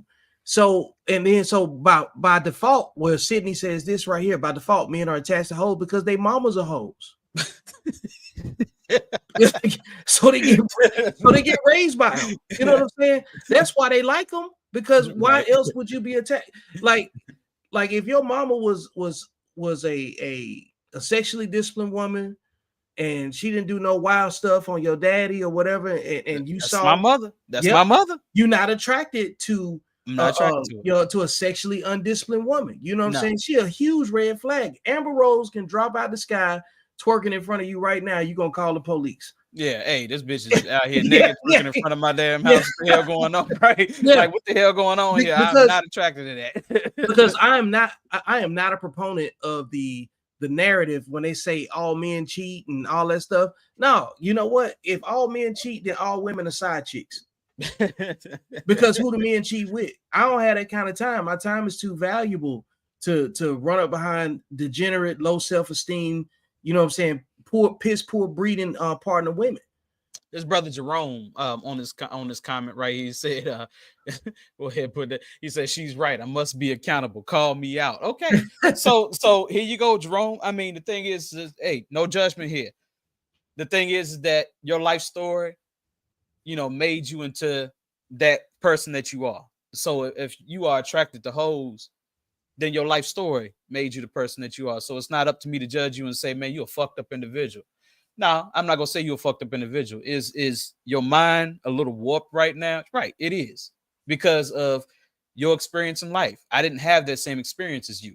You know what I'm saying? But your experience in life made you into what you are. Now, here's the thing about men, and I will say that men aren't born dogs. Men are made into dogs. What do I mean by that? So men can be made into dogs at a very early age. This is a part of the Tyler Perry story that Tyler Perry don't like to talk about. Men get molested too at a very young age. I know brothers who were 10, 11, 12 years old come out their own mouth and they said they was fucked by a 35-year-old woman. Come on. 10, 11, 12 years old. That's the story. Tyler Perry don't tell that story about our shit. He don't tell that story about what can happen to men, how they become sexual deviants. I don't mean to say that to diss you. I'm just saying that's what it is. Just say sexually undisciplined. Sexually undisciplined, because at that early of an age, 11, 12 years old, being fucked by a 35-year-old woman, or getting his dick sucked by a 35-year-old woman at 11, 12 years old, that's crazy. You still in your Superman underwear. You know what I'm saying? At that point, and you just about to go into puberty. You just got enough to get your dick hard at 11, 12 years old, enough testosterone to get your dick hard at that point. You already got somebody sucking and fucking. So things like that can happen. Now, Jerome, I'm not saying that happened to you. I'm not saying that. Another thing that happens to men is men, I think, start off innocent. And when we start off innocent, we give our all to that first woman, that first love of our life. Yep. We give everything to her.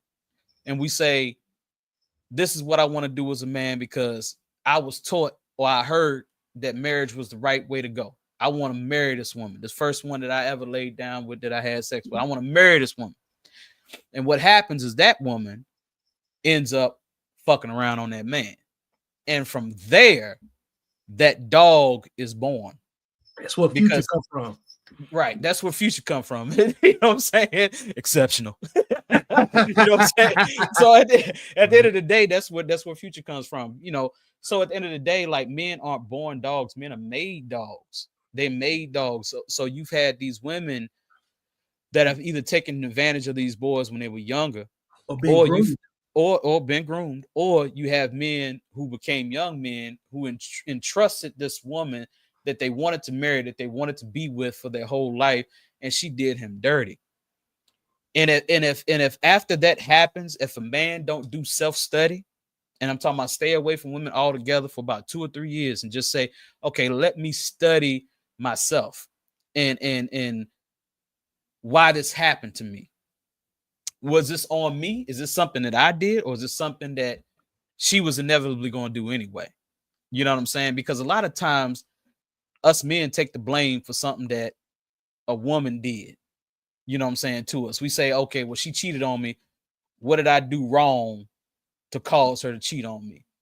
Okay, you can look into those things. That's self-study. You can look into those things. Were you playing a video game too long? Was you on Madden too long? You was on Madden 8 hours a day, and you ain't give your woman no damn attention to anything. You ain't do nothing for her. And then this nigga down at the gas station, you know, just happened to say, hey, baby, and hollered at her. Next thing you know, he done laid down with her, you know, next week. That's a possibility. But the thing is that you always have to look at her action and say, okay, she knew she was in a solid relationship. She knew that I wanted to marry her. She knew that I was willing to, you know what I'm saying, put a ring on her finger, but she chose to go this route because she didn't have enough attention. That's that Hollywood attention, that bullshit. Because let's just be honest, I call our generation the Disney generation. You know, there's this fantasy of a man and a woman loving each other and everything ends, what's the saying? Happily ever after. Yeah, weirdos. It's never any trouble in the relationship or the marriage. So utopian psychosis. Utopian psychosis. So we believe that that's real. And the thing is that I think women are more susceptible of accepting that than men. Yeah. And they're looking for this perfect experience in a man. And they will say he's doing all the right things. He's taking care of me. He's providing. He's never disrespected me. He's done everything possibly right that he could do. However, he ain't giving me enough attention. But the dope boy down the street ain't got a job. And this nigga got all the time in the world. Yep. You know what I'm saying? So he gonna hump you like he homeless. Yeah, he gonna hump you like he homeless because he got all the time in the world. He ain't tired. You know, he's a sexual professional. He ain't got no choice but to be. Yeah. That's what it is. So the thing is, you'll sell out that good man for this terrible man because he had enough time and enough energy for that attention. You know what I'm saying? So you'll trade that off. Now, men would do the same thing. Men would do the same thing, no doubt. Men will do the same thing if they are like I said, if they had too many sexual experiences, had that and raised by hoes. If they raised by hoes and in a house full of women, how likely is that man to respect women? Right. You see what I'm saying? That's why Right. I know the promiscuous men are raised by women. Like a lot of them, yeah, a lot yeah, of them. by and large. I'm talking about by and large. So I'm very, very adamant about that. Like I put money on it. That yeah, that's what I'm saying. Like they might be the exception within the population, but they're the most discussed, and that's the burden that gets dumped on the black man at large, because the majority of us don't have children. That's true. So women can only blame the men that they slept with. You can't blame the men that got married and had their kids in the house with their wife. Right. I will say that. I will say this. Well, let me count these off real quick. Go ahead, I want to narrow it down. You know, you can't blame the men that married and had children within the marriage. Mm-hmm. You can't blame the 50% of men that don't have kids at all, that you're not attracted to, that you won't sleep with, that you're not interested in dating, right? Right. So that leaves us with the remaining 25%. Now you got baby daddies and you got single fathers. The single father population is about 15%. The remaining 10% is the baby daddies, and they have kids from they start making children at age 15 to 19. Now, where is a baby daddy living between the age of 15 and 19? He living with his mama. Yeah, most likely. So that group of men that's got the multiple kids by the multiple women, they raised by women. Mm-hmm. It's a self-producing cycle. They come from the same demographic, because if you come from a two-parent home, you're less likely to be attracted to someone that's raised in a single-parent home.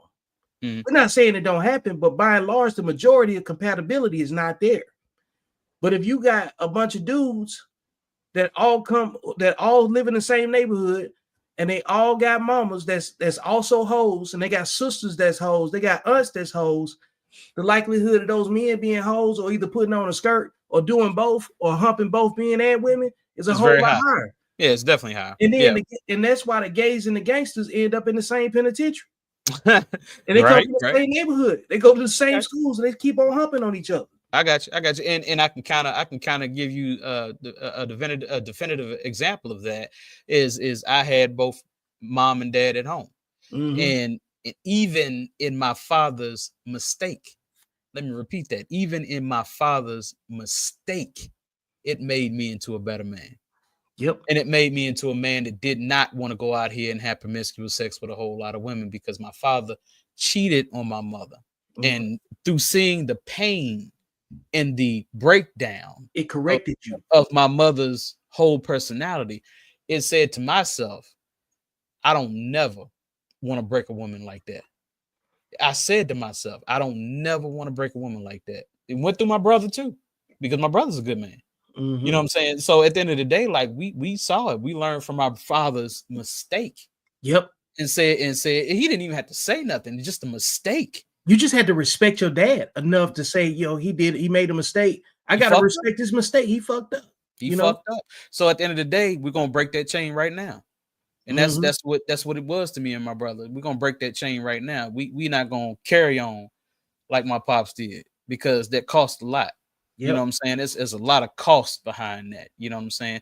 Let's see what Sydney said, right? Black men need to respect Tyler Perry enough to have these conversations so that conversations can come about and those movies can be written. Think about it. He could be the savior for the story of black men, but you cannot get a man to do business with people who don't respect them. Tyler Perry was rejected by Masculine. That's why he doesn't cater to you. Okay, so I can explain this. And you are correct. I think that the conversation. That's a great question. But look, before you run off on that, let me say something about this too, because this, like in the code, when I wrote the code, I got tired of black people being shamed by black people calling each other, like names for not being embraced on the same ideological wavelength. You know what I'm saying? And what I was saying then is, like, how you gonna shame people that you say you want to be accepted by or be accepted with, And then when they go through their journey and figure out where they want to be at in life, and then you come back to them and you try to be embraced by them again, but how you gonna be embraced properly by the same people that were shaming you?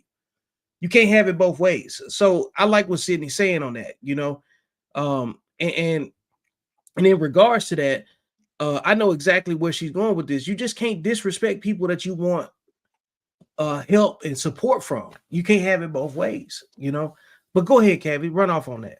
Right. So when it comes to Tyler Perry, do I have a certain level of respect for Tyler Perry? Absolutely. I definitely do have a certain level of respect for Tyler Perry because Tyler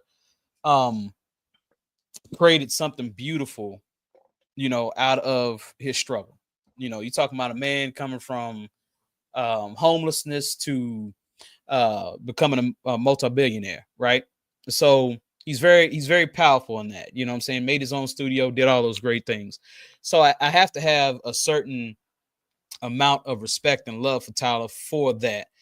Tyler, unfortunately, introduced himself to the black man in the wrong light because Tyler Perry came out with a lot of material that made black men look really bad in a really bad light.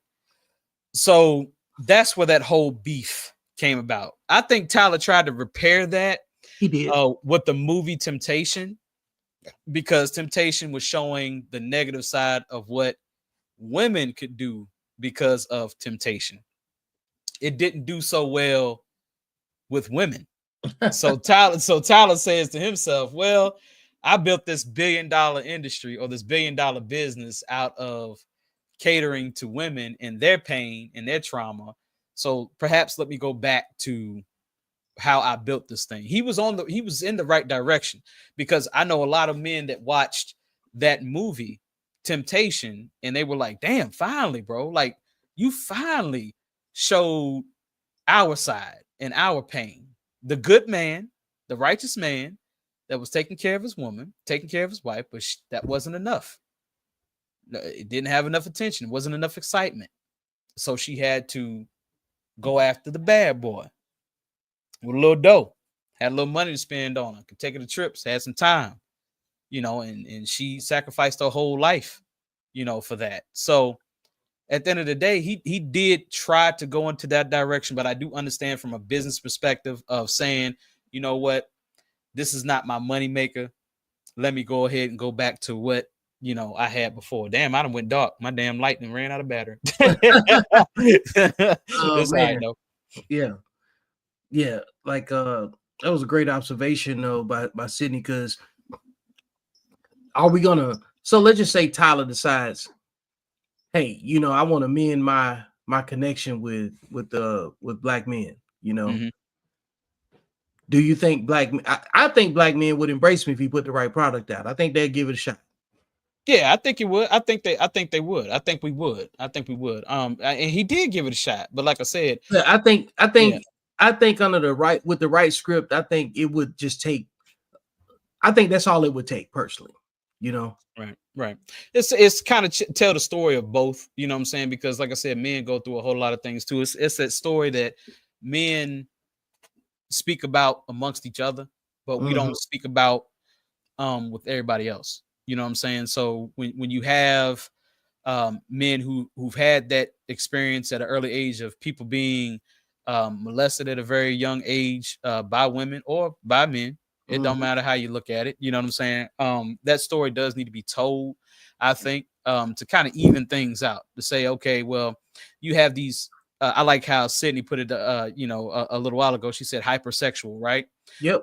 You have these hypersexual men that are hypersexual because they were just exposed to sex at a very early age where they couldn't understand what was happening. They was already groomed. That's what I'm saying. Like that, those guys that I talk about in that age bracket, 15 and 19, they already living in households that groom hypersexual children, because right, because they mama's hoes, what I'm saying? So and when you're 11, 12 years old getting fucked on by a 35-year-old, let's just be honest, that 35-year-old is not going to be the cleanest, it's not going to be the prettiest, that's going to be a horrific experience for you.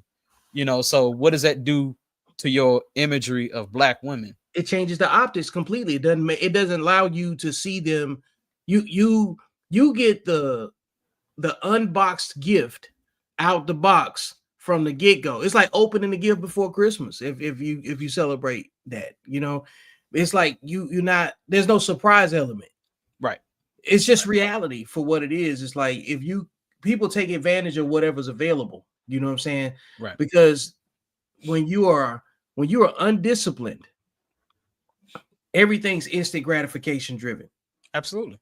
You don't have patience. Like, that's why I talk about discipline so much.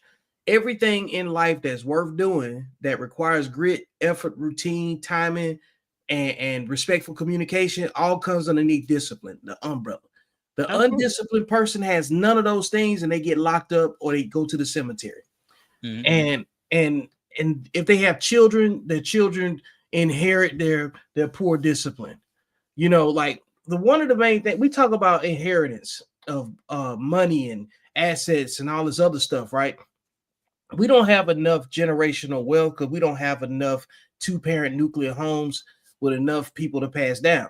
What we need to be passing down is our mindset. Right. That's one thing that you can be responsible for, is the psychological imprint that you have on those that are in your care, underneath your guidance, underneath your supervision, whatever terms you want to use, your leadership. You know what I'm saying? Like, when we talk about legacy, we're not ready to talk about what we need to have the right context around that word when we're having it. Like, legacy needs to be about the impact that you make on the world. Legacy can't just be about you made some kids, because some people come from a long line of dope dealers, killers, and prostitutes. It's just the truth of it. And you are not responsible for your origin, but you're responsible for the steps you take once you realize where you are. And then once you realize where you are, you don't get to make excuses. You got to come up with solutions. Solutions only, man. The closer you are to complaints, the further you are from your destination of where you really meant to go. Your purpose is not aligned with complaints. Your purpose is not aligned with blaming people. Your destiny is aligned with discipline.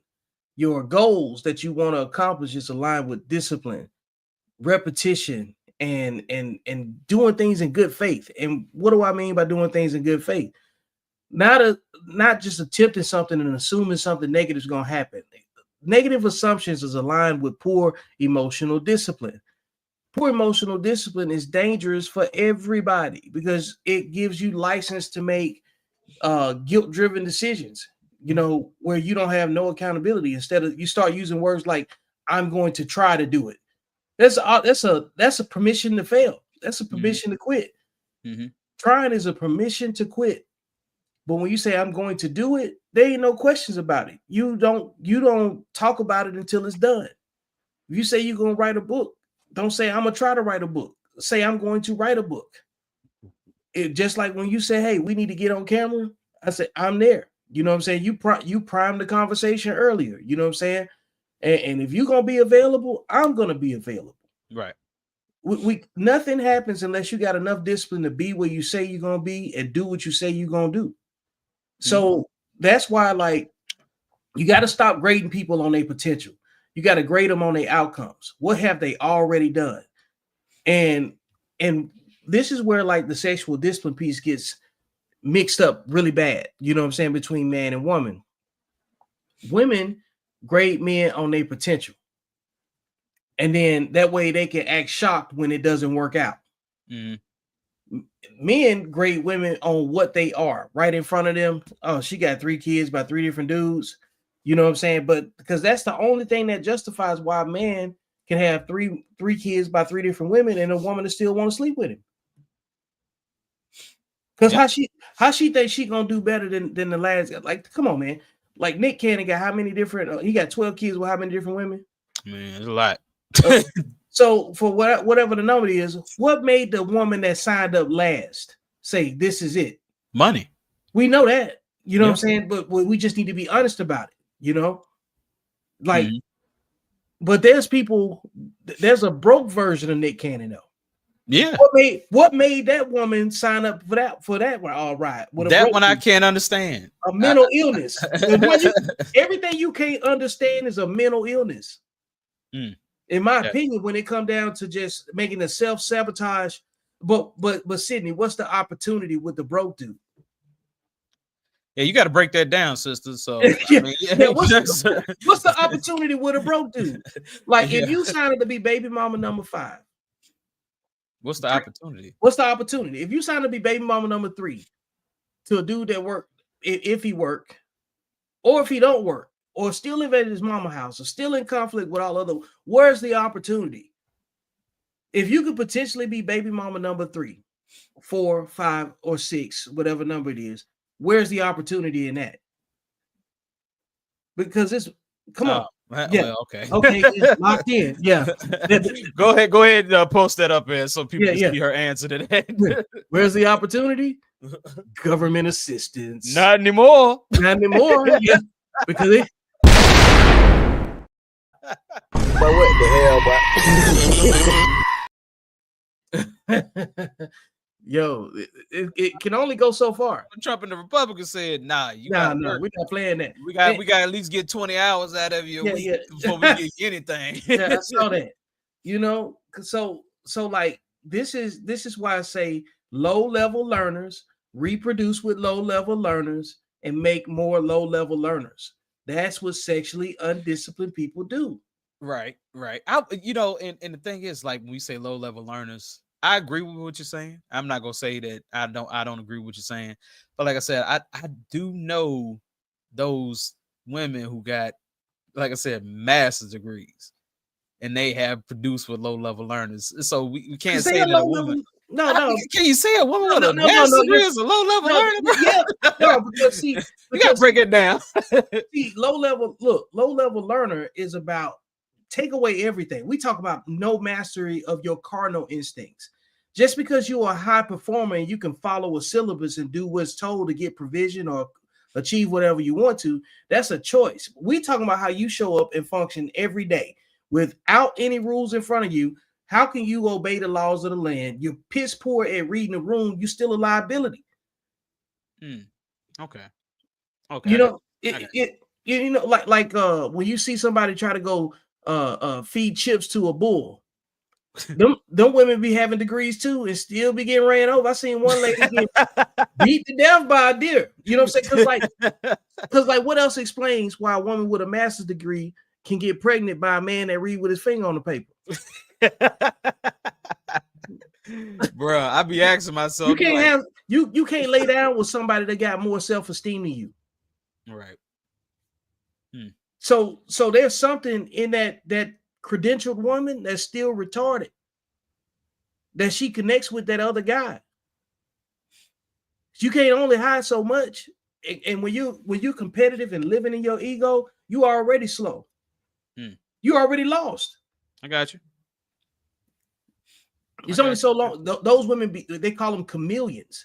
They be fake feminine, just like men be fake masculine. You know what I'm saying? And then the minute they get put under a little bit of pressure, what do? They fold.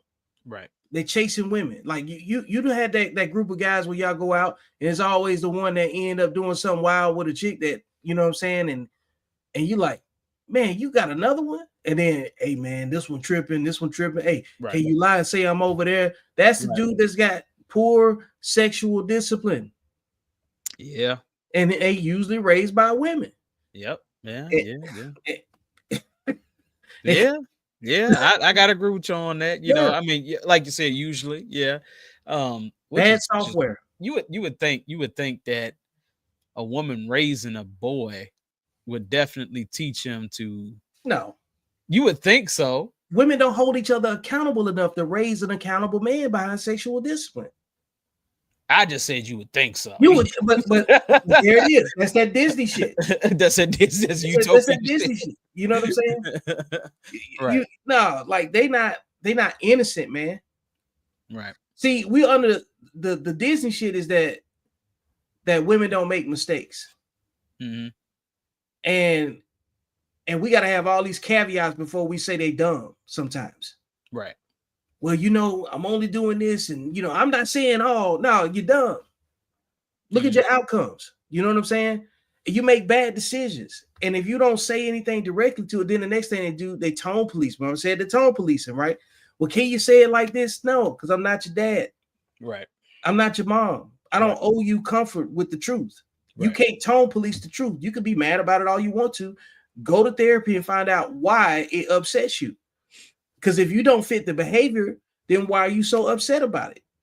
Because like you wouldn't tell let me throw this at you, Kevin. You tell one of your kids the harsh truth that you have to tell a child sometime, right? Of course. And your child say, well, you didn't say nothing about you didn't say nothing about the white people that I go to school with. You didn't say nothing about the Mexican kids I go to school with. You're gonna slap that kid lips off. Oh, absolutely. Because it's just dumb to say. Why we can't take the advice that we give children? And Sydney said, I put that one up right there. They say women don't make mistakes. Yeah. That one right there. They say women don't make mistakes because we wear them. Choices. Only men can say I fucked up and be revived. because that's perfect, Sid. Let me tell you why. Because shame does not stick to women the way it sticks to men. Absolutely correct. Because that's the point of this whole thing. The sacrificial lamb. The shame. Men have worn so much shame and shown our scars. That it's like, yo, when y'all gonna take some responsibility for this too? And they think men don't it's too many men doing this to themselves. Exactly. That's what they don't get. So if a man is offing himself, you got to think there's a lot of shame that he's feeling. Yeah. You know what I'm saying? To say I'm gonna put this right here and bow. You know what you end did? it all. You know what I'm saying? There's a lot of shame with that. So women don't understand that men suffer from shame. Like they feel that shit. They feel it more intensely than women do. You know what I'm saying? And women just like, oh, well, y'all don't get judged like we do. Yeah. But not only do we get judged, but we judge ourselves very hard. Here's the other thing too. Women will be living in that shame too. But the thing is, they make everybody else's life around them more miserable. Right. I got you. Yeah. They will. You know what I'm saying? Just like, man, look at that case in point in what was that in Michigan where that McDonald's employee, the girl stabbed her boss. Did you see that? Yeah, I saw that crazy shit. Yeah, that's what happens. And then the manager been associated with being a bully with everything else, right? And she's a single mother with 5 girls and 1 son. So that goes to her decision making. I don't care what people say, you know. Well, Sydney's agreeing with you. 5 baby daddies. She said 5 baby daddies is not a mistake. Yeah. Right. So it's the mental illness. Yeah. All the women. I seen one of these women. Yeah, I seen one of these women on a clip that said reasons why she got 6 by 6 different men was because she believes in love and she falls in love like real quick. And so being that she fall in love real quick, she's willing to create, you know what I'm saying, a baby with this man because she feel like, I guess he's deserving or whatever. So I was like, let me look into that a little bit deeper. You know what I'm saying? Is that a mistake or is that this woman actually could have been one of the good ones? And she was down. She could have been down for a really good man, but unfortunately, she just had a fucked up, experience. Got dealt a bad hand, so she can't get dealt a bad hand, bro. No. I'm finna look you right in your eye. Take my glasses off. Yeah. These women will make a baby with the wrong man before they make a sandwich for the right one. Man, and then blame the sandwich. Okay.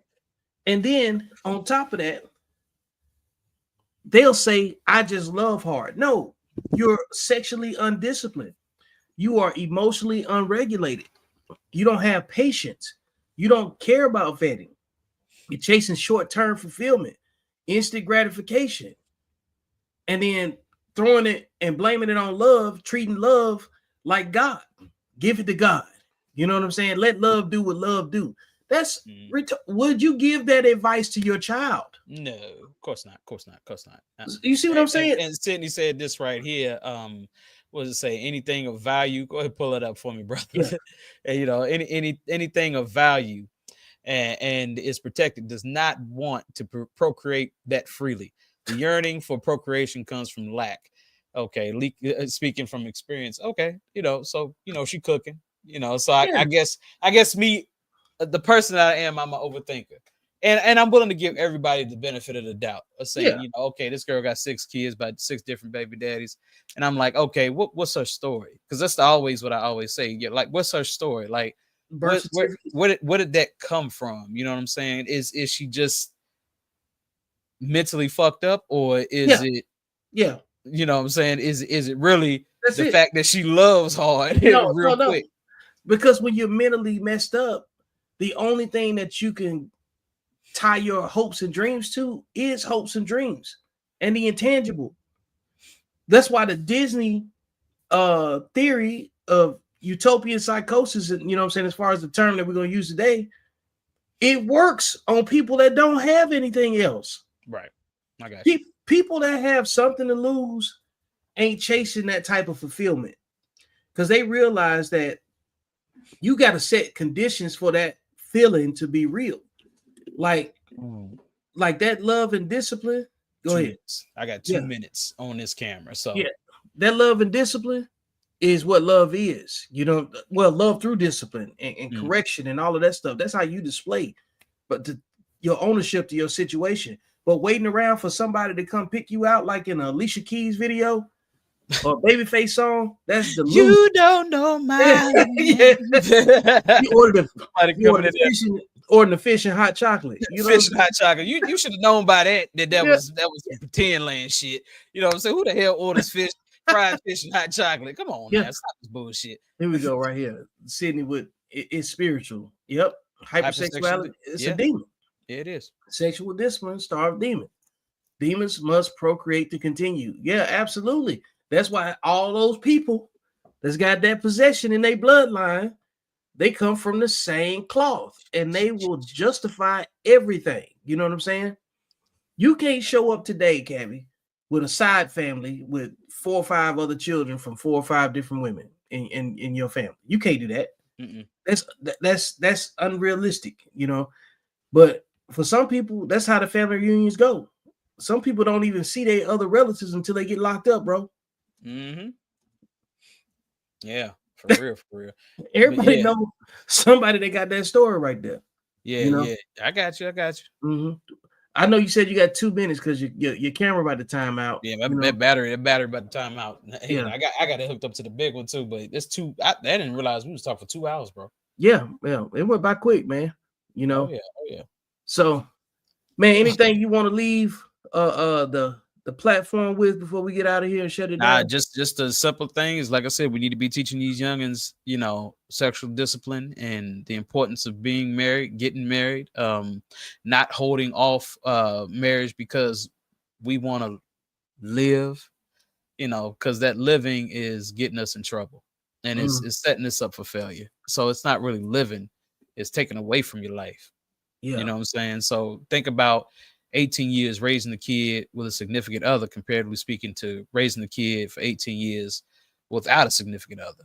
Yeah. Like it's much harder. You know what I'm saying? So it's easier to build a house with 2 people than it is 1. Yeah. Man, before I get out of here, I want to say, hey man, y'all enjoyed the conversation. First and foremost, I appreciate the engagement. Y'all make sure you go hit up the super chat and drop a donation, show some love or whatever. It's on YouTube. Follow the Beyond the Algorithm podcast playlist that's over there. I also wanted to be able to say, like, your support is greatly appreciated for the small time content creators like myself and the people that show up. You know, I got some more things coming, man, and it can't grow without your guys' participation and support. Because we need to have real conversations that are centered on helping us solve our own problems. I have nothing to sell you. I have nothing to sell you other than this merch and stuff at this, you know what I'm saying, at this point in time. But like, you know, that's going to happen down the line as well. But first and foremost, we need to be We need to be radicals about being honest with ourselves, our origins, and that way we can solve our own problems, because nobody's coming to save us. We say it all the time, but it's going to take a different type of mystique to practice that and fix ourselves, you know? So with that being said, I'm glad that you guys tuned in, and I will see you beyond the algorithm where life actually happens. And I'm out. Oh, thanks for the super chat, Jerome. Appreciate that.